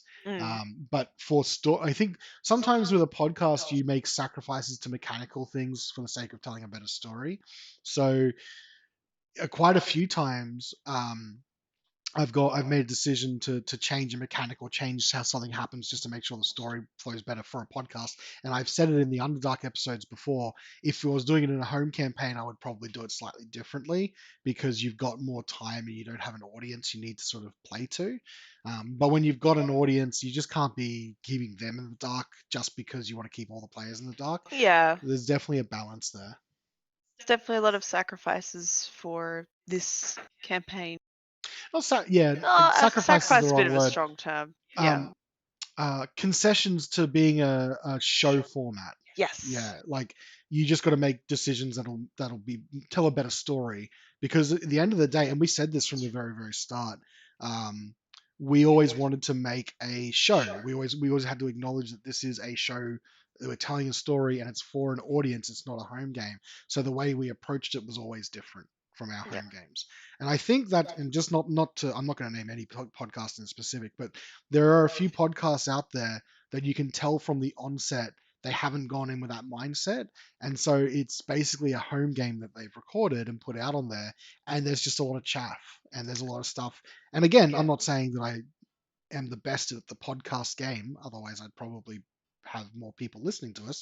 But I do think that there is a big difference when you can tell at a pod starts with that mindset and starts it as a show. I think so. Although I will say, like, whilst there are some, as you say, concessions that need to be made for the podcast, a lot of the stuff is kept hidden from us. Oh yeah. Like, in terms of, like, we're not spoiled for the story or anything like that. And you do keep, like, you do tease, like, ooh, there's going to be something later on. I'm like, oh, that's not normal for, like, home games. At the same time, like, it's been really nice to be able to collaborate with, at least, like, I do collaborate a lot with Tim with, like, how we want our characters to grow, especially with stuff. I always consider that it's like Yeah. everyone gets to tell their own story with me telling a story too. Yeah. But I've been really enjoying the reveals and like us working behind the scenes with you with how we want our characters to grow.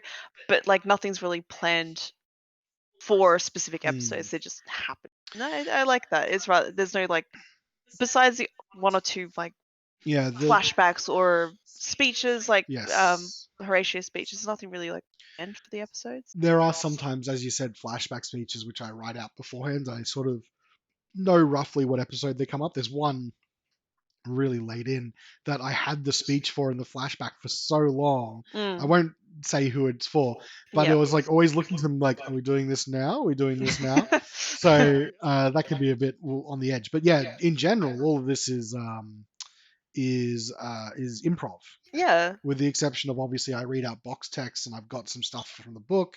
But everyone's improving NPC. Like I'm improving NPCs. Everyone's improving their character, reacting to each other, and genuinely, you can tell when I'm doing a flashback because it's a scripted thing, right? Yeah. But genuinely, I think you can tell when people are reacting and reacting well. I think we've had some good episodes for that, like centric around everyone talking and interacting with each other, which I really enjoy. It's been really great, and it's helped me being slightly better DM as well, to think on my feet. Yeah, I think it helps if anyone steps in the DM chair, and putting it in that context definitely helps. Yeah. Just keep going. 9 is not going to hit. Carnelian, your turn. 9 doesn't hit. Carnelian will I did whack Carnelian, didn't I? hope to kill the creature by having another stab with his rapier. Rapier? A Does he have a rapier? 16 is a bit better. That is better, and that is a hit. Oh man, imagine if that was a miss. And he will hit it for Christ. 5 points of damage. That's a Scary solid level stab. 1. I would like to say I think I designed this encounter for level 1 players pretty okay. I think so. I will say, Zimma has never not rolled well. Well, I think he's like completely optimized his character, which is great. He is a because bit one more of us should. Yeah. He is a bit more of a power gamer, just naturally. He has done a few things. I think he even said to me in an Underdark episode that playing this campaign has made him appreciate playing non optimized, like playing a non-optimized way. He'll always sort of optimize a lot of things, but during this campaign, he's made sort of more and more changes to not just be all power. Yeah. So hopefully, I think that sort of goes into his role play in general later. But certainly, he's sort of more of a power gamer than others at the table. Yeah. And I'm not a big fan of power gaming. Just personally, I like the story element. It's just a different way to play the game, though. But yeah, because he's using the kobold, he's rolling with advantage for pack tactics a lot. Assuming there were allies immediately. Well, no, I'm kidding. I could have just said no. No. Okay, so you hit it with 5 points of damage, and you successfully taken down. So that was a I rapier. can't remember how this episode so you ends. pierce You'll find out. Yeah. Yeah, I made these creatures have really low hit points too, so you guys like are pretty much one-shotting them. It's just you haven't hit any of them. They were so small. They're so tall, small. Yeah, that's why Carnelian could hit them. He was seeing them eye to eye. That's true. in. Put the pointy end right between the creature's throat. And he doesn't seem to gargle blood, but some sort of clear bluish liquid starts pouring from his throat. Now, given the opportunity, Carnelian will take a step back to stand closer to the man with the healing potions. Wise decision.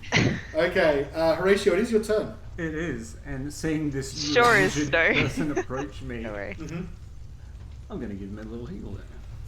This little medipack. You come to me, I'll give you the heal. Oh, I It's should so also good. shout out Just Slink keep too. healing. We'll have Oh overcharge. yeah. Oh, here I will. Okay. Do you know how to do the shout out for it? Oh, anyone who was had reduced movement speed at the top of this round, you're also Yep. okay now. So, So butcher's Here I being go. pulled. I'll do it, and you can see. What are we talking? No. Oh, it's an upgrade too. That's still all of my HP. Thank you. Oh, no problem. Forget about it. Anything else? You've got movement and bonus action still left if you want to move. You know what? I might. Can I roll a perception check to see if I can see Wodun, or just look to the north? Yeah, so make a perception check. Anything beyond that distance is hard for you to see. What we got? 17 plus 3 is Yeah. 20. You hear the sounds of struggle to the north and a little bit east of. No, I west. hope you're I'm listening. going to head towards those sounds of struggle. Okay, you can move yourself your full complement of movement if you'd like. You're heading off. Well, hang on. After that, then Yes. I believe you're done. Are you heading off, Slink? Well, thank you for dropping by Yeah. and listening. Hopefully, you get a chance to listen to the podcast without our commentary if you haven't already, and maybe you'll get a chance to listen to more of it as well. I think you, by the sounds of it, it's making you want to play D&D. So hopefully, it makes you want to listen to more of the campaign. Maybe. Maybe. Question mark? Hopefully. And for anyone else, I'll drop links to the podcast as well throughout the stream and at the end of the stream as well. Yeah. But thank you very much. We'll keep playing, and we're coming up to about 20 minutes to go, so we're making good time. God. Yeah. Question mark. Done, if that's right. Yes. Wodun, it is your turn. You're a bit of a pickle. A bit of bigger. I might. I think that was actually Tim Take- saying I that. think so. I was just listening. I'm like, it's Tim. Yeah. Step back Yep. away from this thing. Okay, so is that a disengage maneuver, or are you just getting out of its range? Disengage would be my action. Correct. Bonus. Yeah. No, I'm just going to take a step back. Alright, it'll take a swing at you. That's fine. That is a 15. Oh! Hit? Yeah, that hits. Alright. Other end of the spectrum, that is 3 points of damage. Okay. Whoop. Minimum Points roll. damage. Because yeah, And I'm going to shoot another Eldritch Blast. Does at that surprise this you? guy. Okay. So of note, if No. you still want to be able to see him, you can probably only step back 5 feet. Yeah. Yep. Yeah, just so I shake my disadvantage. Yep, so you'll be good to go to with advantage. Oh, sorry, with just flat. I'm trying, so. Didn't hit. Yeah, we're so busy with the house at the Okay. moment. Well, you got out of its I feel range. really It's a bad nine. too. Does that hit? Because That I is would not like to nine. play. But Worth it. did you step back? Have you moved your pawn or? No, I don't think I can. Oh, you should. Okay. That's awkward. That is a bit awkward. This kind of stuff's like. Would just be Should be all cut. playing. Yeah. Yeah, you're welcome. Okay. Again, listening to In this, that I'm like, case, oh, this would be cut. it This would be is cut. something else. Everyone. Oh, no, I can. Cool. Okay. And Jen, your character's turn. Your You guys are all clumped up a bit. At the moment. Say my name. So I can. I can't. I You can't. can't I know, see I know. any of those I creatures. was so sad that I No, couldn't but I reveal can your still name in the see first episode. the dear Medipack. You are. Sorry, the you're- dear cleric. You are still. I'm a man, you know. You are still. You can see everyone else. Yeah. All right, I'm gonna move up beside him because We also got better at not talking over each other as we went Yes. too.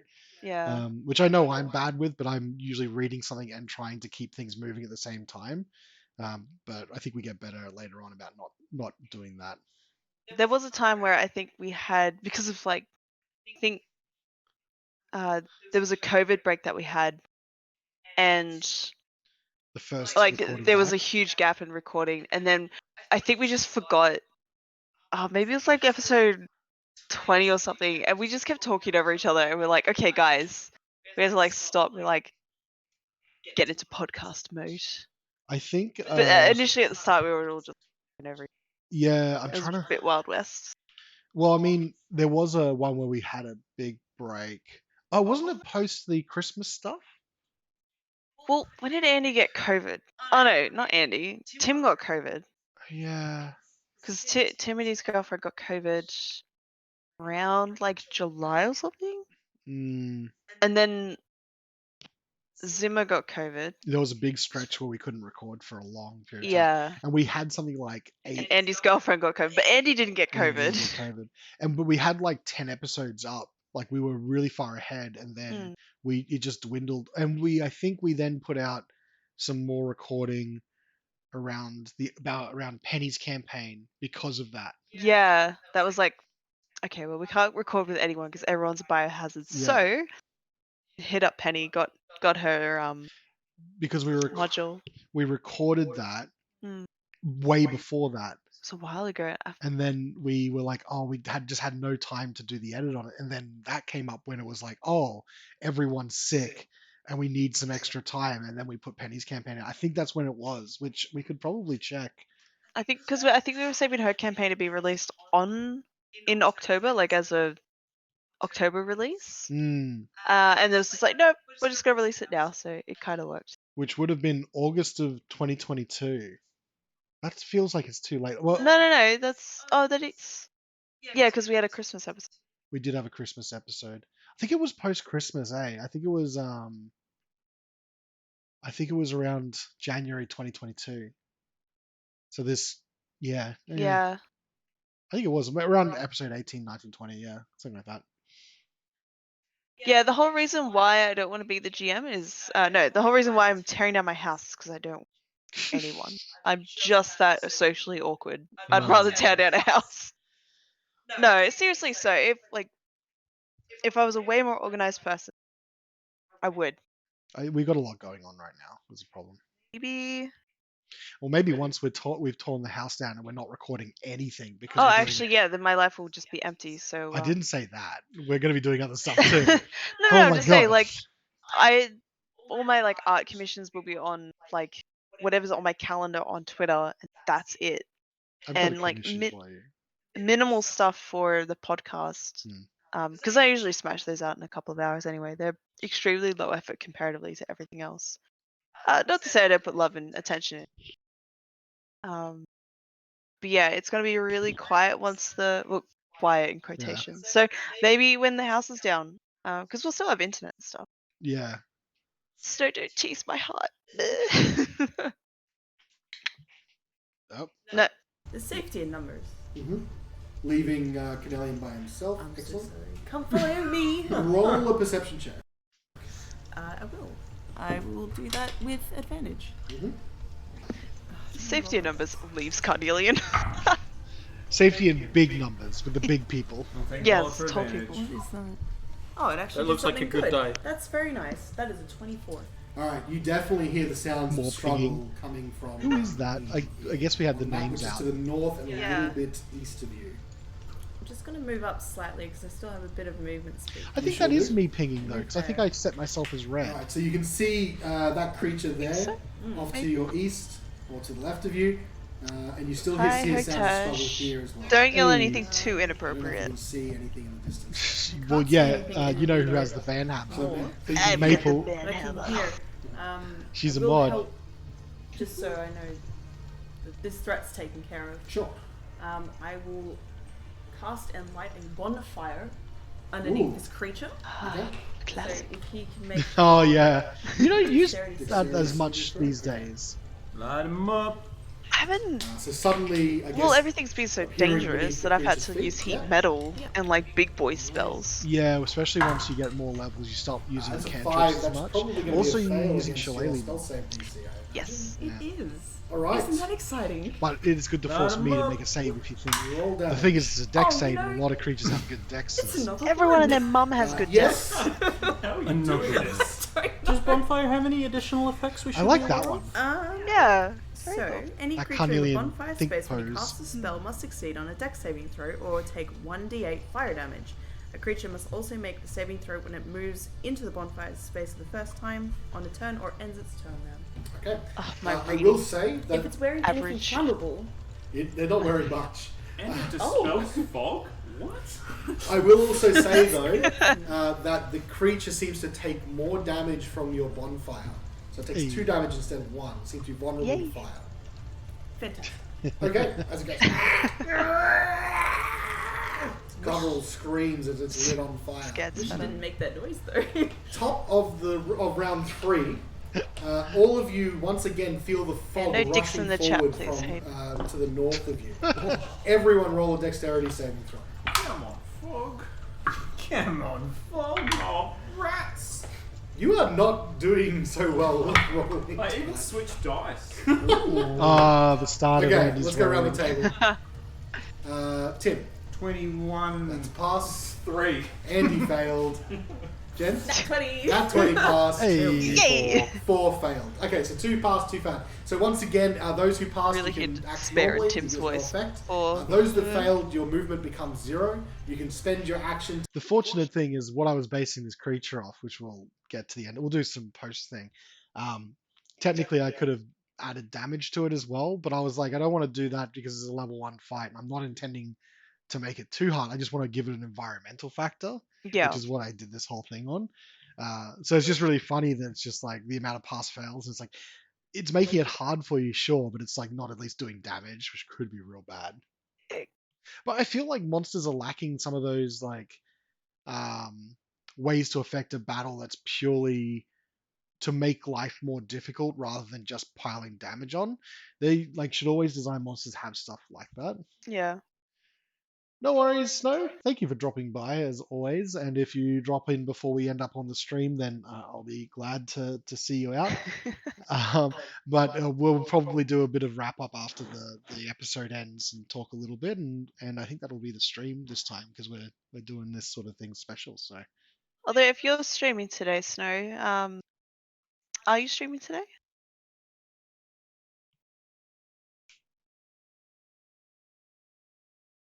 In bed with Snow. oh Oh. oh. Well, I'm gonna keep going while this happens. Yeah. To move half your speed, or you can use your action like normal. Okay? Okay.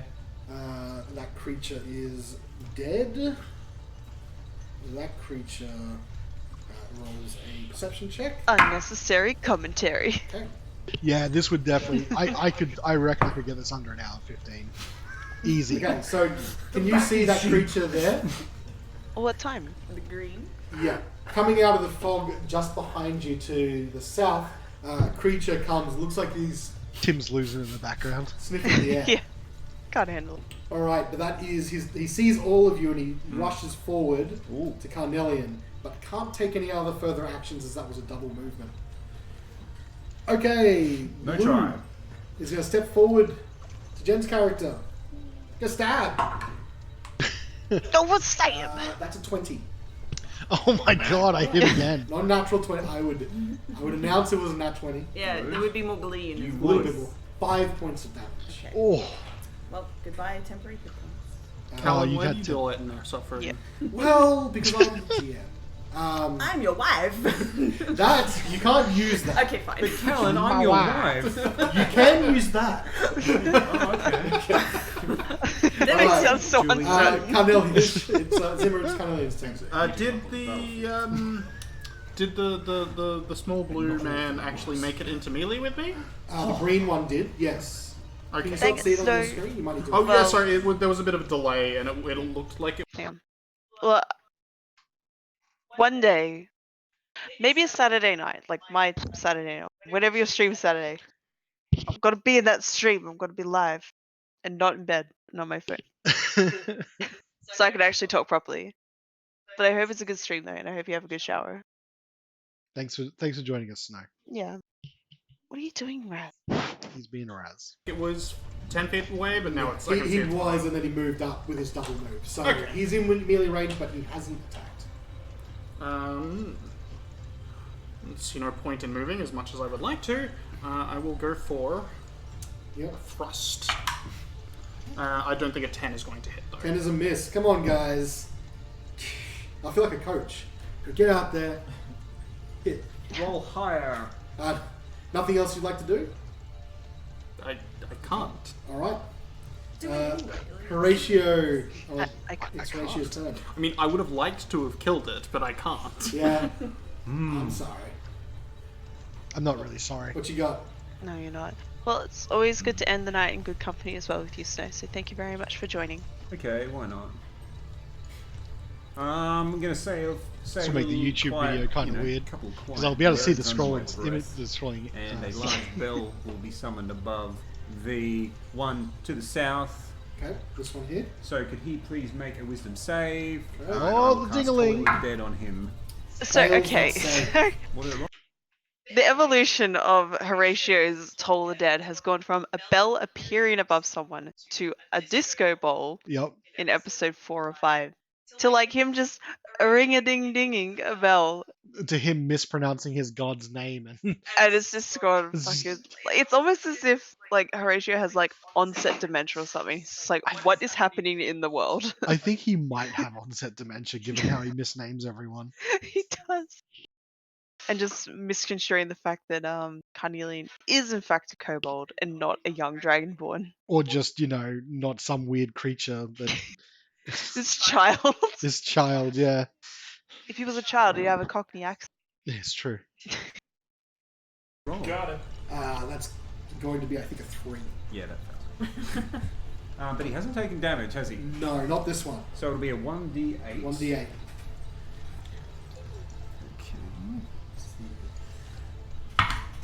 That's a 3. 3. Steadily climbing up. Getting there. Getting there. The bell think we're tolls now- above his head, and the I don't think we're on our like cushion seats. I think we're actually on like the outside Yeah. buttons chairs, hence the creaking. Oh, yeah. We still get creaking on those chairs as well, but not nearly as much as I can hear in this episode. Yeah, which maybe made it hard for you to like Oh, edit around because man. there's this creak and you could just sudden stop Pr- at it. pre-Andy normalizing and leveling, and Mm. pre like us being better at recording and being in a more dedicated studio, this was rough to edit. Like, I remember my eyes nearly bleeding trying to manually like squeeze audio tracks down because I was like, oh god, no, that's too loud here, I gotta pull this down, and then coming to the realization that I could be heard over everyone's track and everything. Oh my god.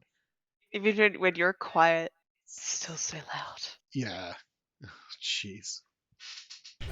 necrosis ripples through his body. He staggers on his feet at death's door.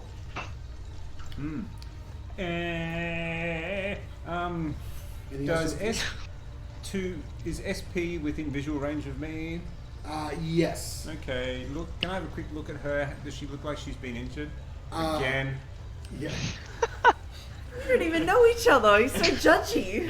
Well, I haven't seen that He's that a one. Men cleric. effects do.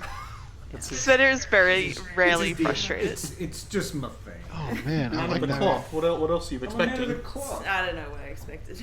Sometimes I touch cloth. Wait, no, cleric's from medium armor. He's a man of the scale mail? All right. Do you want to? I'm not done yet, young man. Well, you were asked Jen a question. I actually that Oh, sorry. that interaction, just like has she injured herself again? It's like we don't fucking know each other. I love that interaction so much. It's like, okay, this is how this dynamic's gonna be. All right, Jesus Christ. The Svieta Horacio dynamic has evolved quite a lot over time as well, Mm, which is quite good. yeah. Not as damaged as you'd think. Not as damaged as you would think. Cryptic, but duly noted. Go to the I'm background. feeling about an 8 out of 10. All right. I think I'm going to say that slot. Okay. Yeah, that really. Okay. That means. Okay.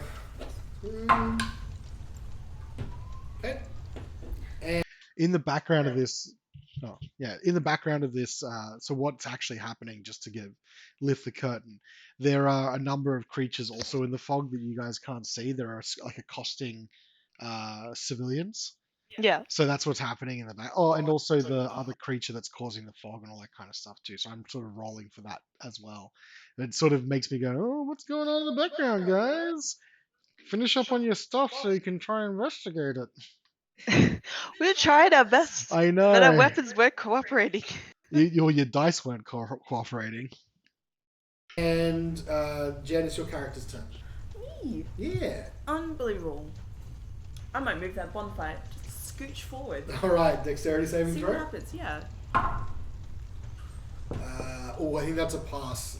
It is a 17. It is. It skips out of the way and avoids He's the so damage. unhappy. I know. Can you not? The dice just tell me what to do. I am, Alright. I'm a slave to the dice. Guys, I know another DM if you guys want to go somewhere else. Oh yeah, let's go. Like, Listen, I'd like to point out right now, you guys are rolling terribly to hit. Well, you Okay. don't have to rub it in by rolling really well. Well, that's my job. Yes. All right. uh, Top of round 4. no. Oh, you've got. Stop it. Okay. I'm sorry. Naughty. Actually, no. Forget it. Okay. Can I? Can I Can I go roll? down? Actually, no. Just remind me of the rules. If I use one of my cantrips as an action, can I use my other cantrip that's a bonus action still? A bonus action. Yes, you cantrip? can. Yes, you can. Yeah. Fantastic. So the only rule restriction is that if you use a cantrip spell, the other spell you use as your action has to be a cantrip as well. Spell Or a con- sorry.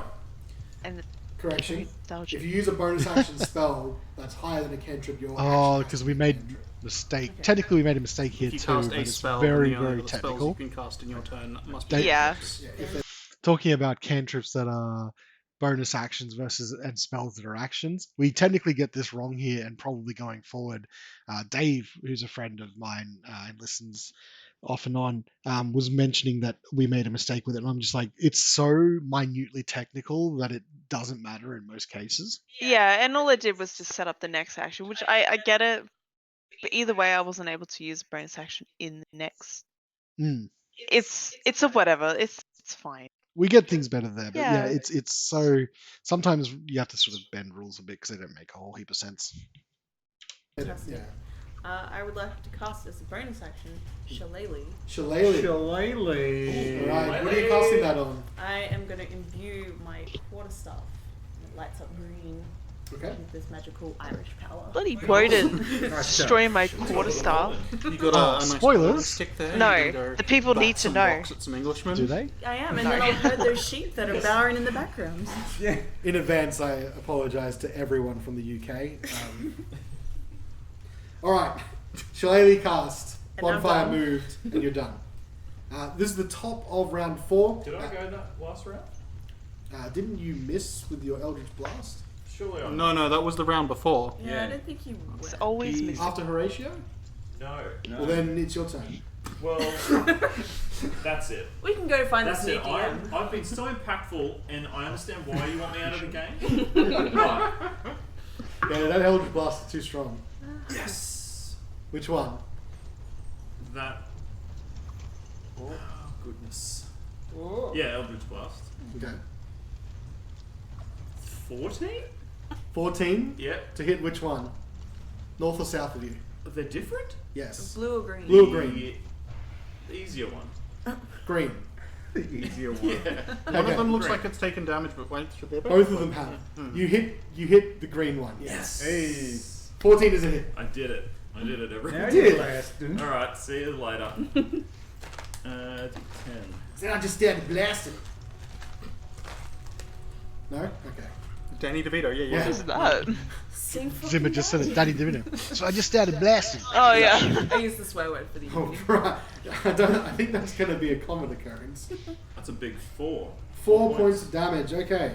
So, I think you might have killed it. that's force damage, isn't it? Come on, Zimmer, don't You give knock a hole spoilers. straight through its chest as it falls Actually, over you might have backwards killed into the it. snow. Just It's because counting the we're going to HP. keep making Jerk. references like this, is it like the stomach plug from Kung Pao into the fist? Oh, I love that movie. But is it Which movie? though? Kung I Pao. need to know. Oh right, yeah. This For is comedy, important. for comedy purposes, yes. Yeah. Okay. Realistically. You guys look like you're struggling. I took out the weak one. Alright, moving to the top of the initiative order. Round 4, everyone who was affected by the blast of cold is now can move normally. Started playing. And we're going to start with... Nope, that I think I was person's doing it every dead. second round. It could use its ability. So you'd always have one round where you could move normally. That is, if that was a decision made on the fly, I think. I think I planned the combat out a little bit because I was wanting it to not be too difficult. I didn't account for how you guys would roll. I was always worried that I might have to add more things in because it was going to be too quick, but at the end of the day, I didn't need to. No, I think it worked out well. Jokes on them. The blue one is going to try and take a stab with his icicle at Jen's character. The mystery Jen's Natural character. 1. That's a miss. That is a miss. That's a miss. Can I use my That's reaction the to mock emphasis. him? That's a myth. Yes. It does emotional damage.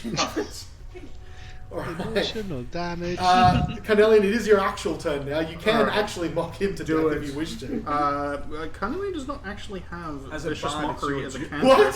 What? What? I'm sorry, that's not the kind of cantrips that I went for. 3. I really beg to differ. What you got?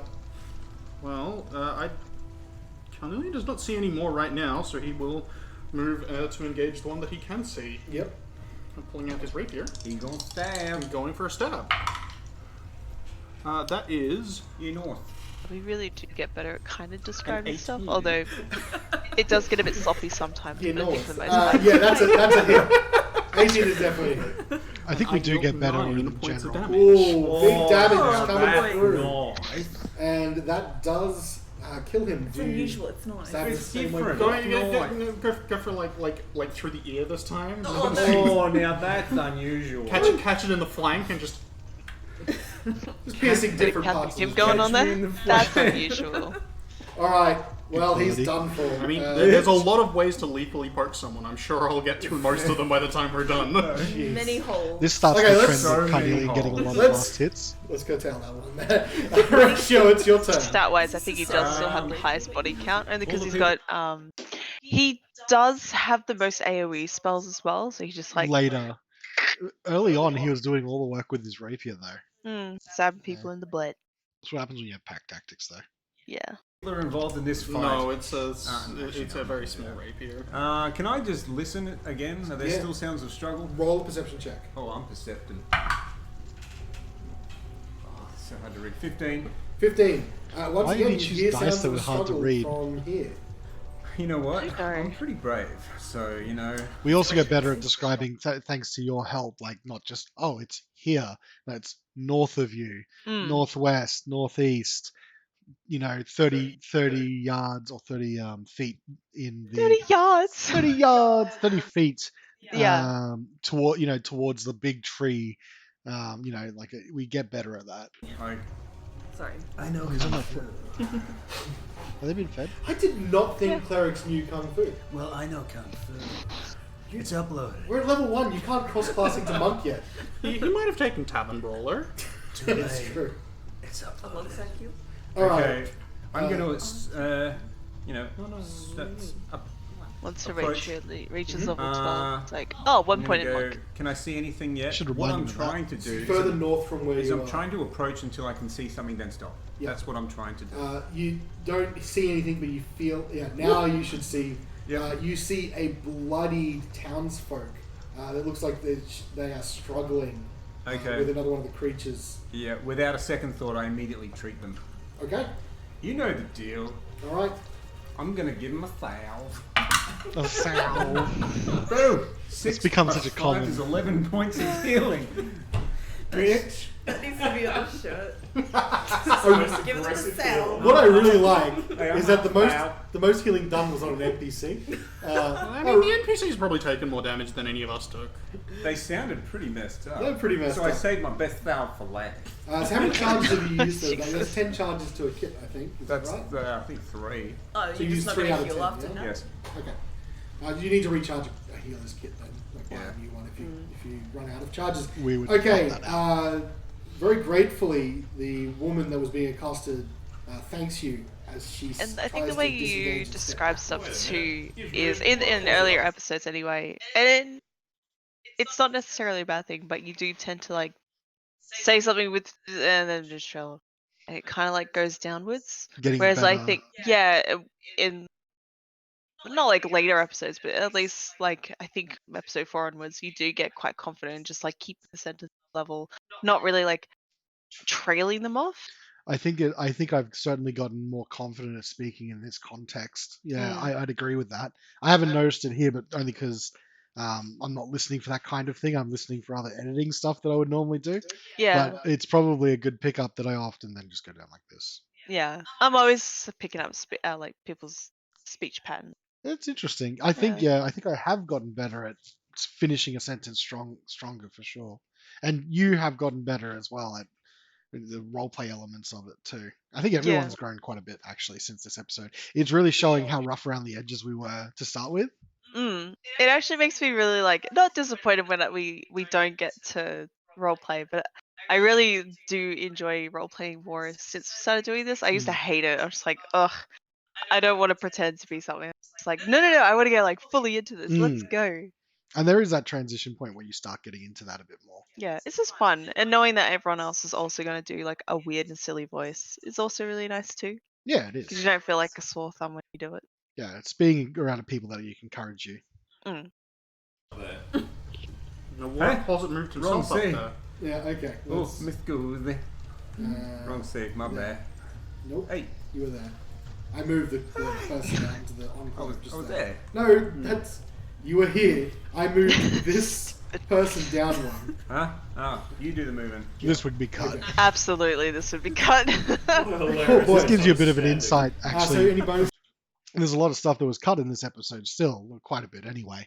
But this would give you an insight into how I edit episodes. Because if I was to take a crack at this again and get it down under, I think you maybe even out under an hour and 10, I think I could probably get this down. Probably. But you think about that, you could sit these side by side and just see my decision making process. Yeah. Oh man. Oh. Actions you'd like to take? No. All right. That'll do me. This creature being caught up with first attacking the townsfolk, but seeing the prey get away, steps forward and tries to stab you. That's fine. Stab me. He was so I'm confident scared. in his armor. 2 on the die, 6 misses. Nice try, pal. I've hit him plenty of times All though. right. Yeah. Jen, your character. And you now see really that. He had a shield the whole time too. Don't forget that. He didn't or he did? Yeah, Wodun wow. Did. Wow. You keep missing skipping him. him. Wow. That goes from Horacio to Wodun. Wodun, it's your turn. Oh, I thanks. did keep skipping him in the first episode. That's some. There's so much to think about. Nah, good. Delay your turn. There was so much to think about for me as a GM in this first episode, and I was so nervous. Yeah. I definitely skipped over some stuff. I'm pretty sure I also got a couple things wrong for the creatures I could have done, even though I made them, like, templated them off something else. I might have even forgotten that they had either pack tactics or something similar. I can't remember. I can see. Oh no, that's the dead one. I apologize. Would I know the direction of the mead hall from where we are? Yeah, it's. You think getting your bearings that it should be somewhere to the east of where you are now. The east. All right. I might kind of, because I can only see our party, so I might head like in that general direction to get to the meat hall. All right. So you. You know, when I was making we'll head these little models, I was thinking of making just the top half of Carnelian's head is all you could see because he's so short. But that would be mean. I thought that'd be really mean, and just like have his eyes like as the expression. Just his little snout upwards, and just like from right here. Like if he is playing music, you just see the top of his his violin. That would be really mean. Yeah, but it'd be really cute though. It would be cute, but it'd be mean cute. Yeah. Towards the east, where you come up to a wall of a house, but you know it's in this general direction. Here for now. Yeah. Might just go up You here a can little see that creature now that you're in that square. bit. Okay. Well, if I see that guy and he's accosting Horacio, Mm-hmm. I might pop an Eldritch Blast off. Okay. Yep, you're a clean shot. That is a dirty 20. Dirty 20 is definitely going to I'm back, hit. baby. Oh, The best, he's back for now. the best rolling he's done all night, All campaign. or all campaign. No, Yes. I think he's crit a few times with beef. But... Although, The what the hell is blast he using smacks at into the the moment? creature and causes it to A spear. start bleeding profusely from its happened to the face spear? where it took the He impact. can pack. He's Blood, like he can create out of nothing. Clear blue blood pouring down. its Oh, he nose. must have got rid of Blue it. He got rid of curacao it. everywhere. Yeah, exactly. Now it is Jen's character's turn. This, I can actually see this now. It still looks. Does it look very hurt now? Yeah, it looks really hurt. Alright. I'm gonna go up beside Horatio Yep. and smack it with my imbued. I think I nearly called him Medipack again. Shillelagh. A Shall I? 15. 15 hits. Hey. When you hit Will. someone's belly, it's called a shellacking. Oh, Tim. It is now. It is now. Only when you're an Australian druid. Yeah. We don't call that spell shillelagh, we call it shellacking. 3 wacky points. 3. Shillelagh. Okay, that's enough. Yes. Uh, You describe how you kill this creature. Like a baseball bat to the head. It's like a pumpkin explodes. Yes. And blue cocaine just everywhere. Nice. Okay, that's that's all all. the creatures you can see. Although I'm going to keep you in initiative order as we start the hidden top of the creature. round. A There's a blast of Oh, cold secret. frigid air Little gremlin hiding emanating out from somewhere. this point here. Once again, hits all of you. Ah, Everyone roll a this dexterity point saving. here, very descriptive. I had to also do this because it's like, how would you find it otherwise? But we needed to end to get towards the end of this fight. Oh, I know, but like when you're doing the episode nowadays, you'd be like, oh, hidden in the mist to the north. Exactly. Something has happened. It's Exactly. like, no, it's here. It's like, fuck. Yeah. No, that's 100% Yep. something we've gotten better at over time. Yeah.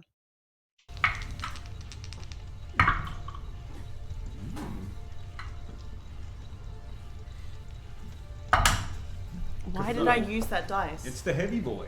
It is. Tim, I feel like you'll how did Horatio go? 22. You can move normally. Andy, how did Wodun go? 9. I'm back at the bottom. 9, you failed. Back at the Zimma, how did Carnelian go? That would be a 17. 17 is a pass, and Jen, a mysterious stranger. 10. 10 passes. Everyone Come on. except for Wodun passes. Everyone Okay, except for let's move to go to the Andrew. top of the initiative Oh, order. Wodun. Carnelian, you're still being blasted by this cold weather. Roll a nature check. Come on, nature boy.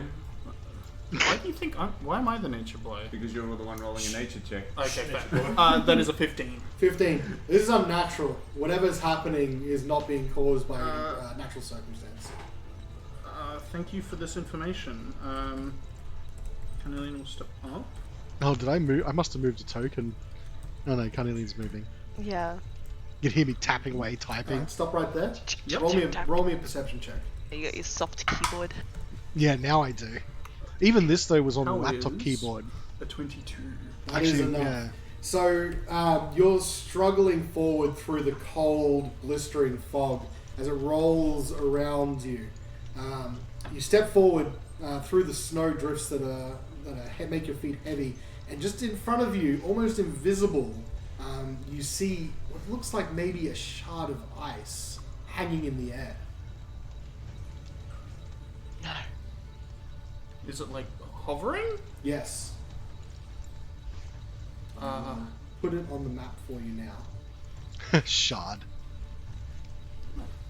Uh, I'm so glad that we have Shard, better shard. artwork for these kind of things Carnelian as would well like now, to like take one the of tokens and things the like that. Just makes it ammunition easier. from their sling to and visually throw a represent rock at things. it to try Yeah. and displace it. Shard. Okay, go for it. Don't roll. Remember- the Oh, no, it damage, tells you what it is. It's very even though to the you're point. in close Remember, combat, I had roll a flat. really big one at one point called Sled. Yep. How was a 12? A Classic sled. 12. It's just enough. As the bullet flies forward from your sling, it shatters the center of the shard, Oh which right, he had a sling at one cracks point. and crumbles still has it. apart. Never And you uses think it. you hear He uses a it one slight, specific like, one, which I was mad about airy because he was scream using as meta you- knowledge. Oh, right. And then tinkle, tinkle, tinkle. Because the shards of ice fall to the ground and the fog starts to lessen. Is there anything left of the shard? There are just but bits and pieces. The fog clears, and you're finally able to see everyone else and the dead bodies of the ice crags laying around you.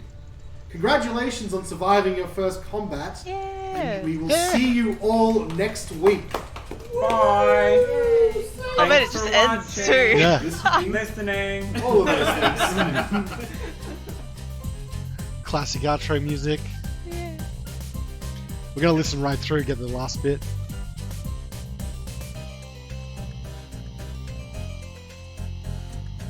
Logo's changed. Has it? Yeah, it's different. I don't know. No, it has. It's still the same logo. I don't remember where those Is it the dice? you Alright. That's the rare logo. The stonecutters do. Collect them. They keep the metric system down.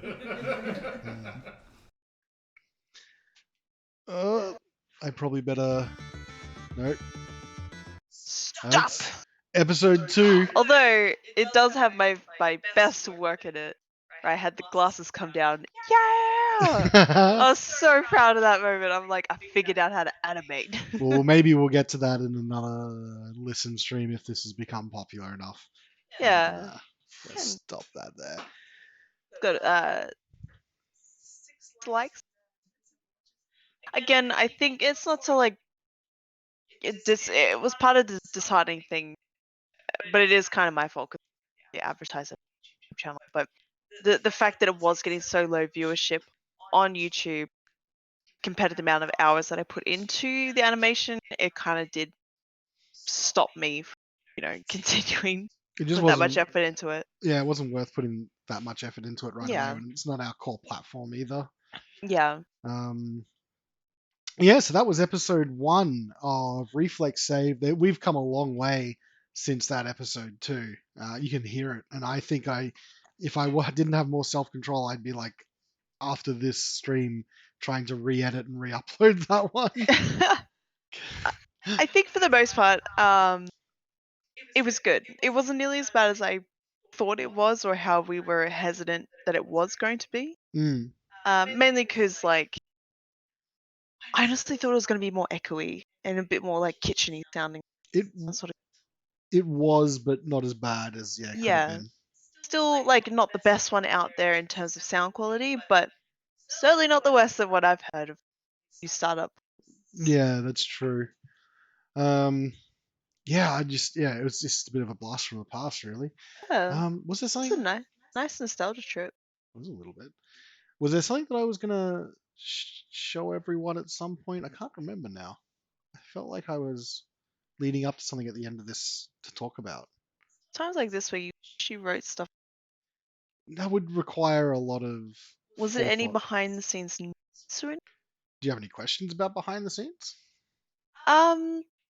So those ice crags, This is were what I called those them. yeah, were those based on pre stat blocks, or were those stat blocks made up?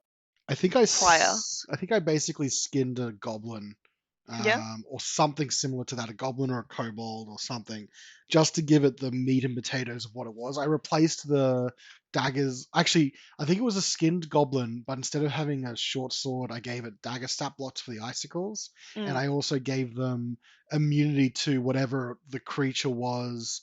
That was, I can probably reveal that now. So the shard that was blowing out air, so I made them immune to that so they could always move normally. So there's a couple little things, and that's how I was designing this encounter, to have an environmental effect with the creatures.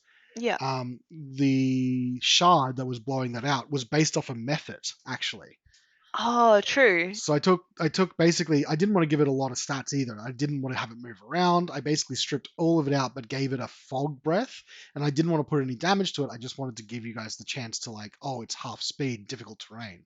So it was just there to give you a bit of an environmental challenge, along with trying to fight the creatures and have a story reason for you guys to have limited vision. Yeah. So that was supposed to be what I called a snow method or something like that in my own notes. I think I've got it still here somewhere. Oh, let's see if I can actually find it. I have a video on YouTube. Me? What are you talking about?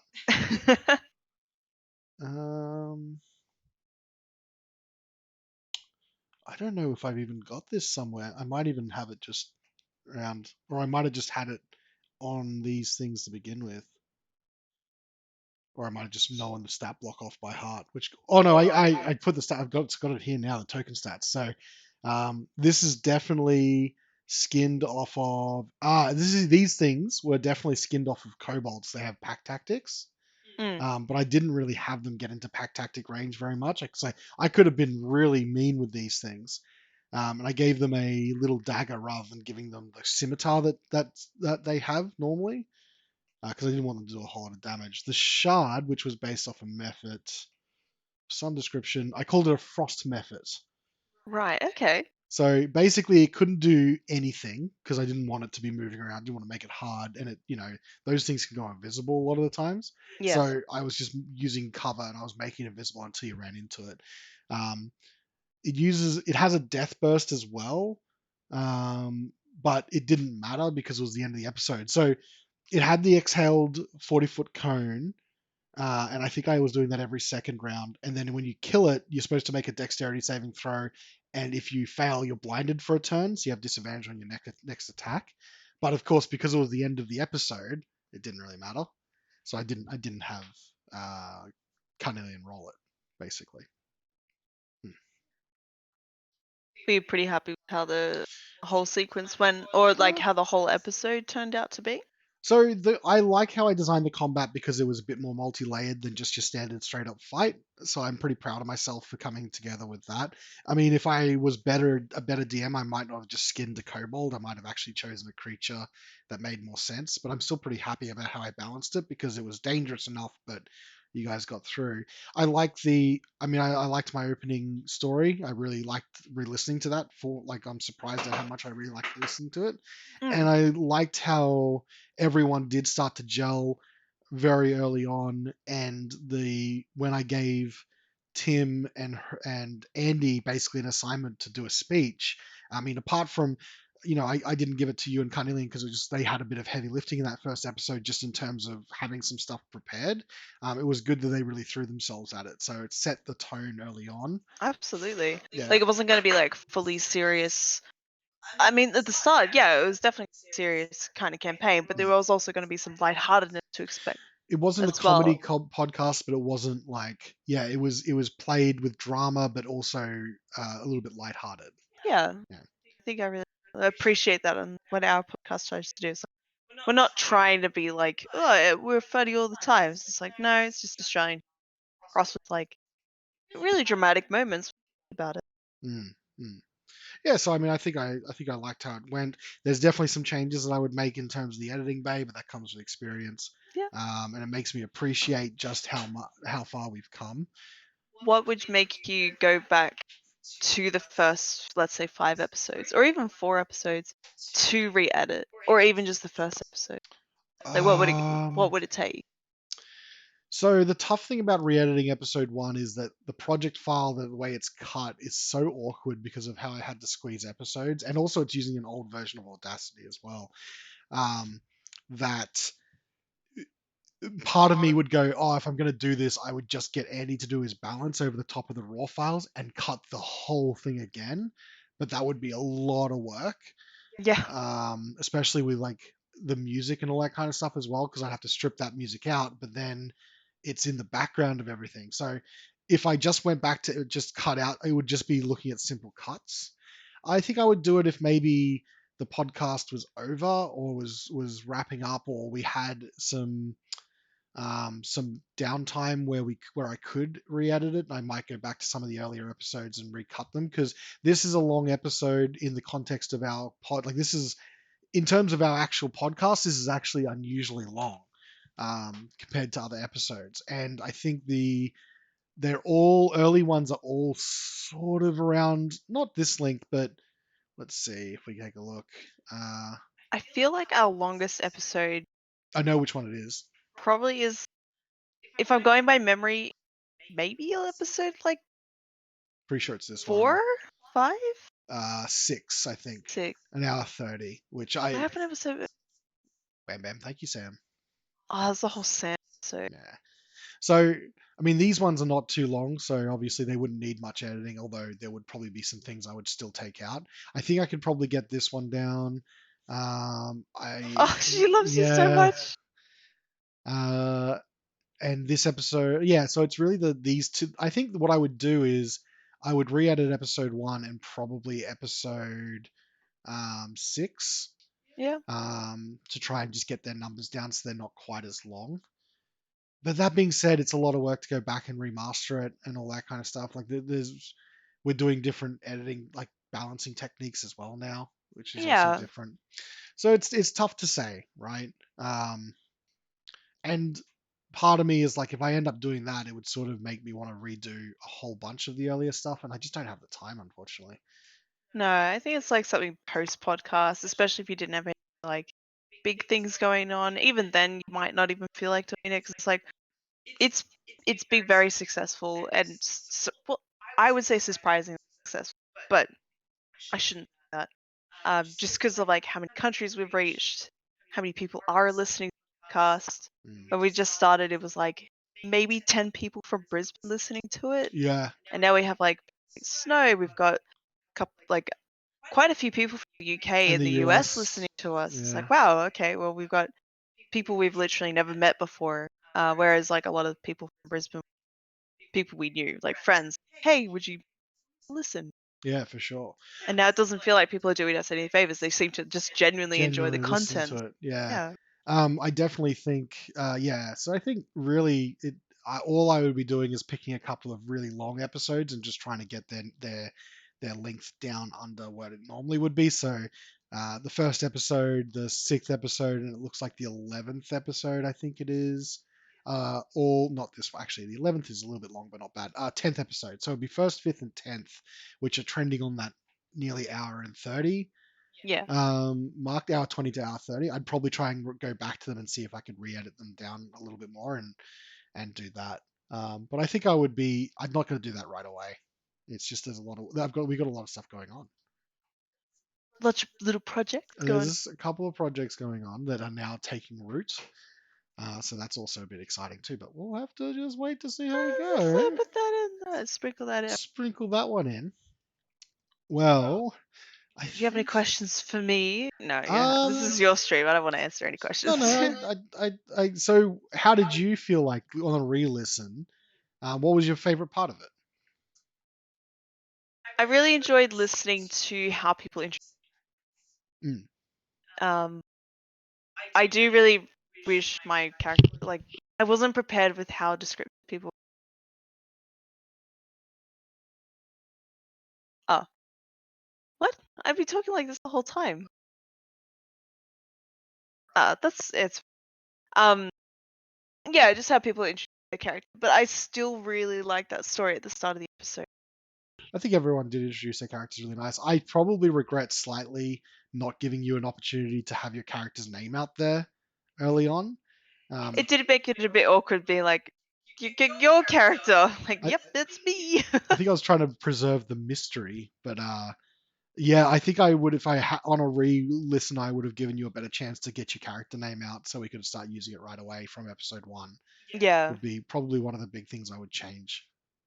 And I think listening back on it too, and I think with our episodes, just again how successful. I mean, I would like to learn how to actually put this in a comic and like make it a comic, We could. but it's a huge undertaking. And I really Yeah. don't want to like get too much into it because I'm one of those people that like I'll tell you about it and I just won't ever do it. So I'll just keep that on the back burner. But I think it'd be really cool rather than like a novelized format. The tough thing is like, yeah, what can we use that's from Wizards? I mean, this whole first episode, technically, we can strip it back out from all the stuff that would be appear in the Icewind Dale module. There's quite a lot we could strip out, and if you were reinterpreting it, like the funeral is not really in the book. Obviously, certain names would need to be changed, but none of the eulogy is.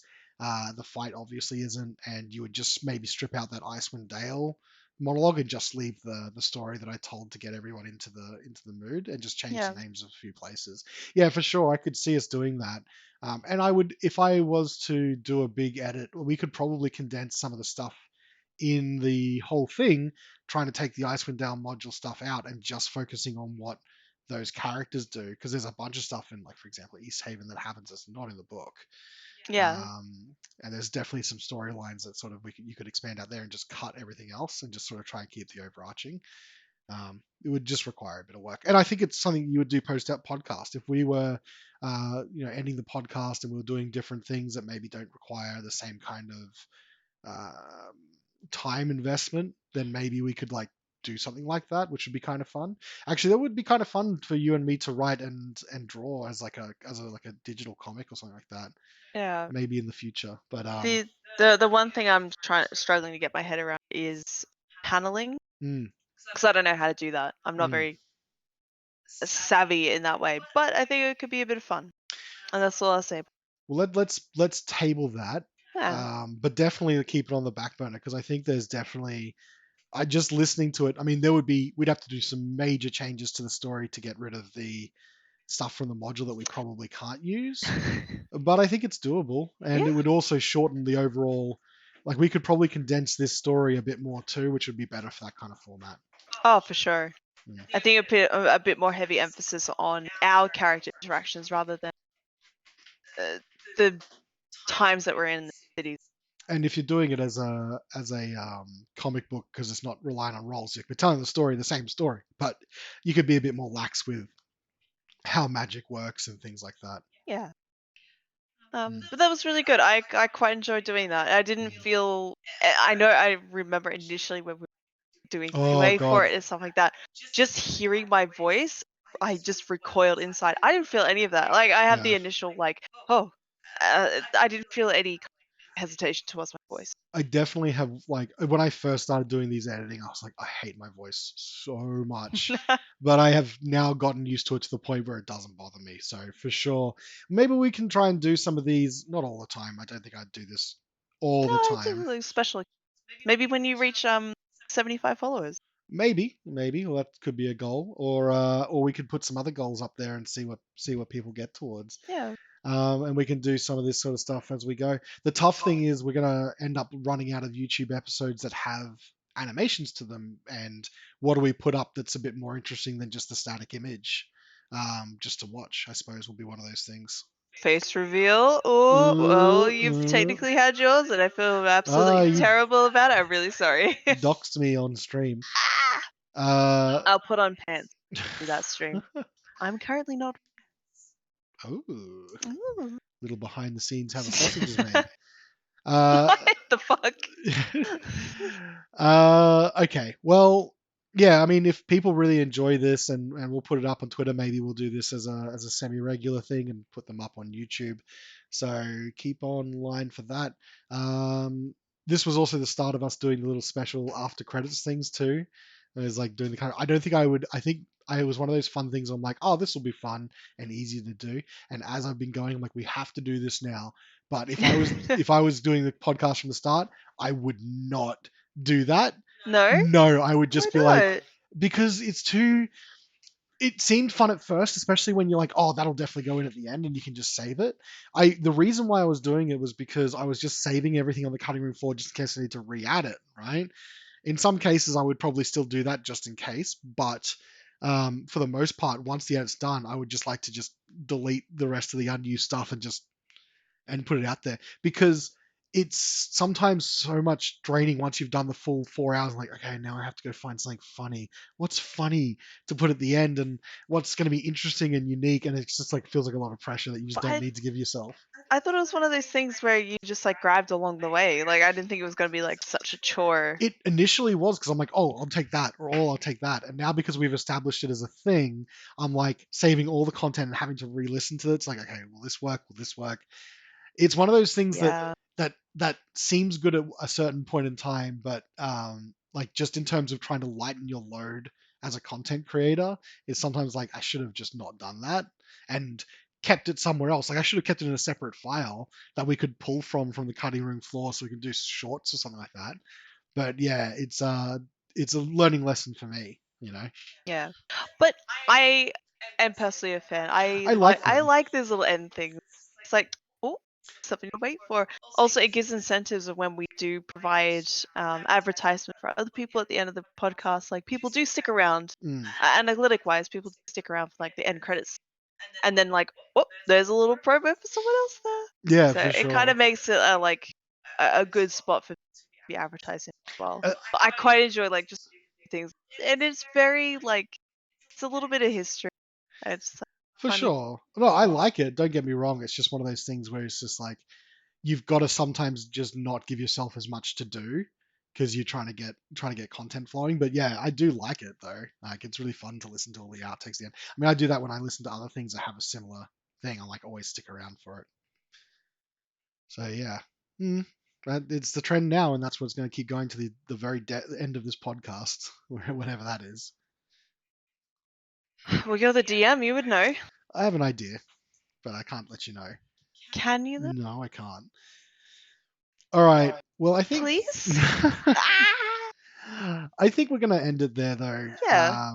It's been a good trip down memory lane. I hope a few people that are listening in, maybe for the first time, get a chance. If they've never listened to the podcast before, maybe they go back and re-listen to that episode without our commentary. Maybe it spurs them on to listening to more of the episodes as well. And if you've listened before, I hope that the commentary was insightful and interesting to listen to. So thank you very much for joining us there. What I will do is I will probably read out to Slinky, who was in the stream earlier, and I know that she is now also starting up her own stream. Yeah. So let's get some lo-fi just playing towards the end. Oh, that's good. Let's do that. And thank you everyone for joining again. We really had some fun with this one. Hopefully, maybe if we do some of these in the future, I actually kind of like doing this in general. Maybe we can get someone from other pods to do a similar sort of watch and react party, and we can be almost like a interview style thing. Like I should try and get someone from like Rainbow Dice Club or something similar, and just like, hey, do you want to just come on my stream and talk about your podcast? That'd be fun, like a little. Yeah, maybe that's what the Sunday thing can turn into. We'll see.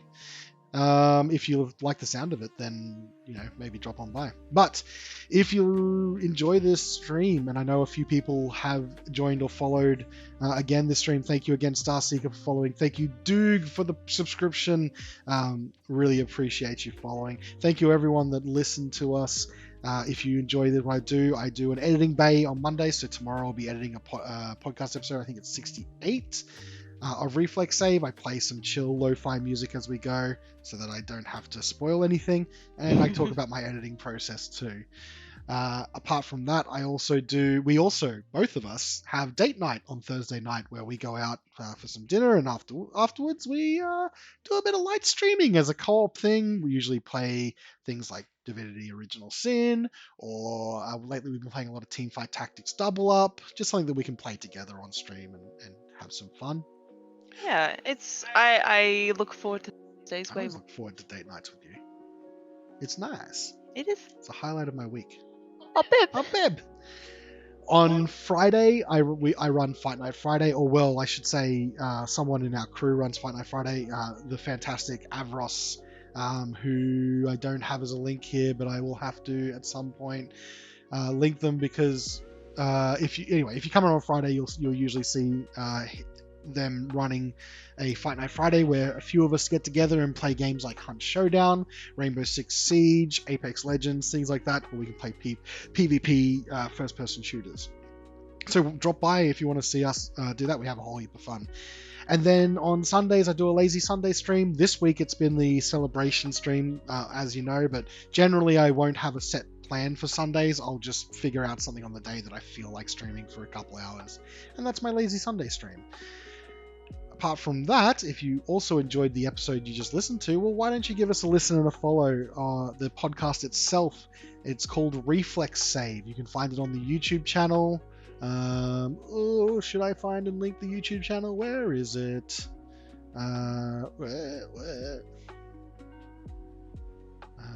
Nope. I'm messing everything up. Oh god, professional streamer right here. No, it's playing again. Go away, YouTube. If you want to drop on by the YouTube channel, you can see most of those episodes are about a week behind. Search for Reflex Save. Search for Reflex Save on Spotify or any of your good podcast platforms. And you can also go to www.reflexsave.com, which is linked in the chat. Thank you, Maple. Thank you for having me. Of course, anytime. And so we will leave it with there. We're going to raid Slinky. I'm going to put a raid icon out. Let's go with Hut, and the cats.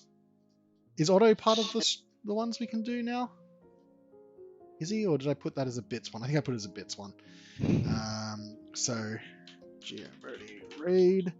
So anyone that has the subscription, feel free to copy and paste.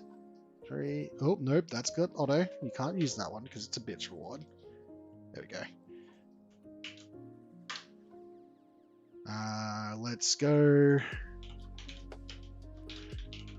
X bug, and we'll leave it there. Thank you, everyone.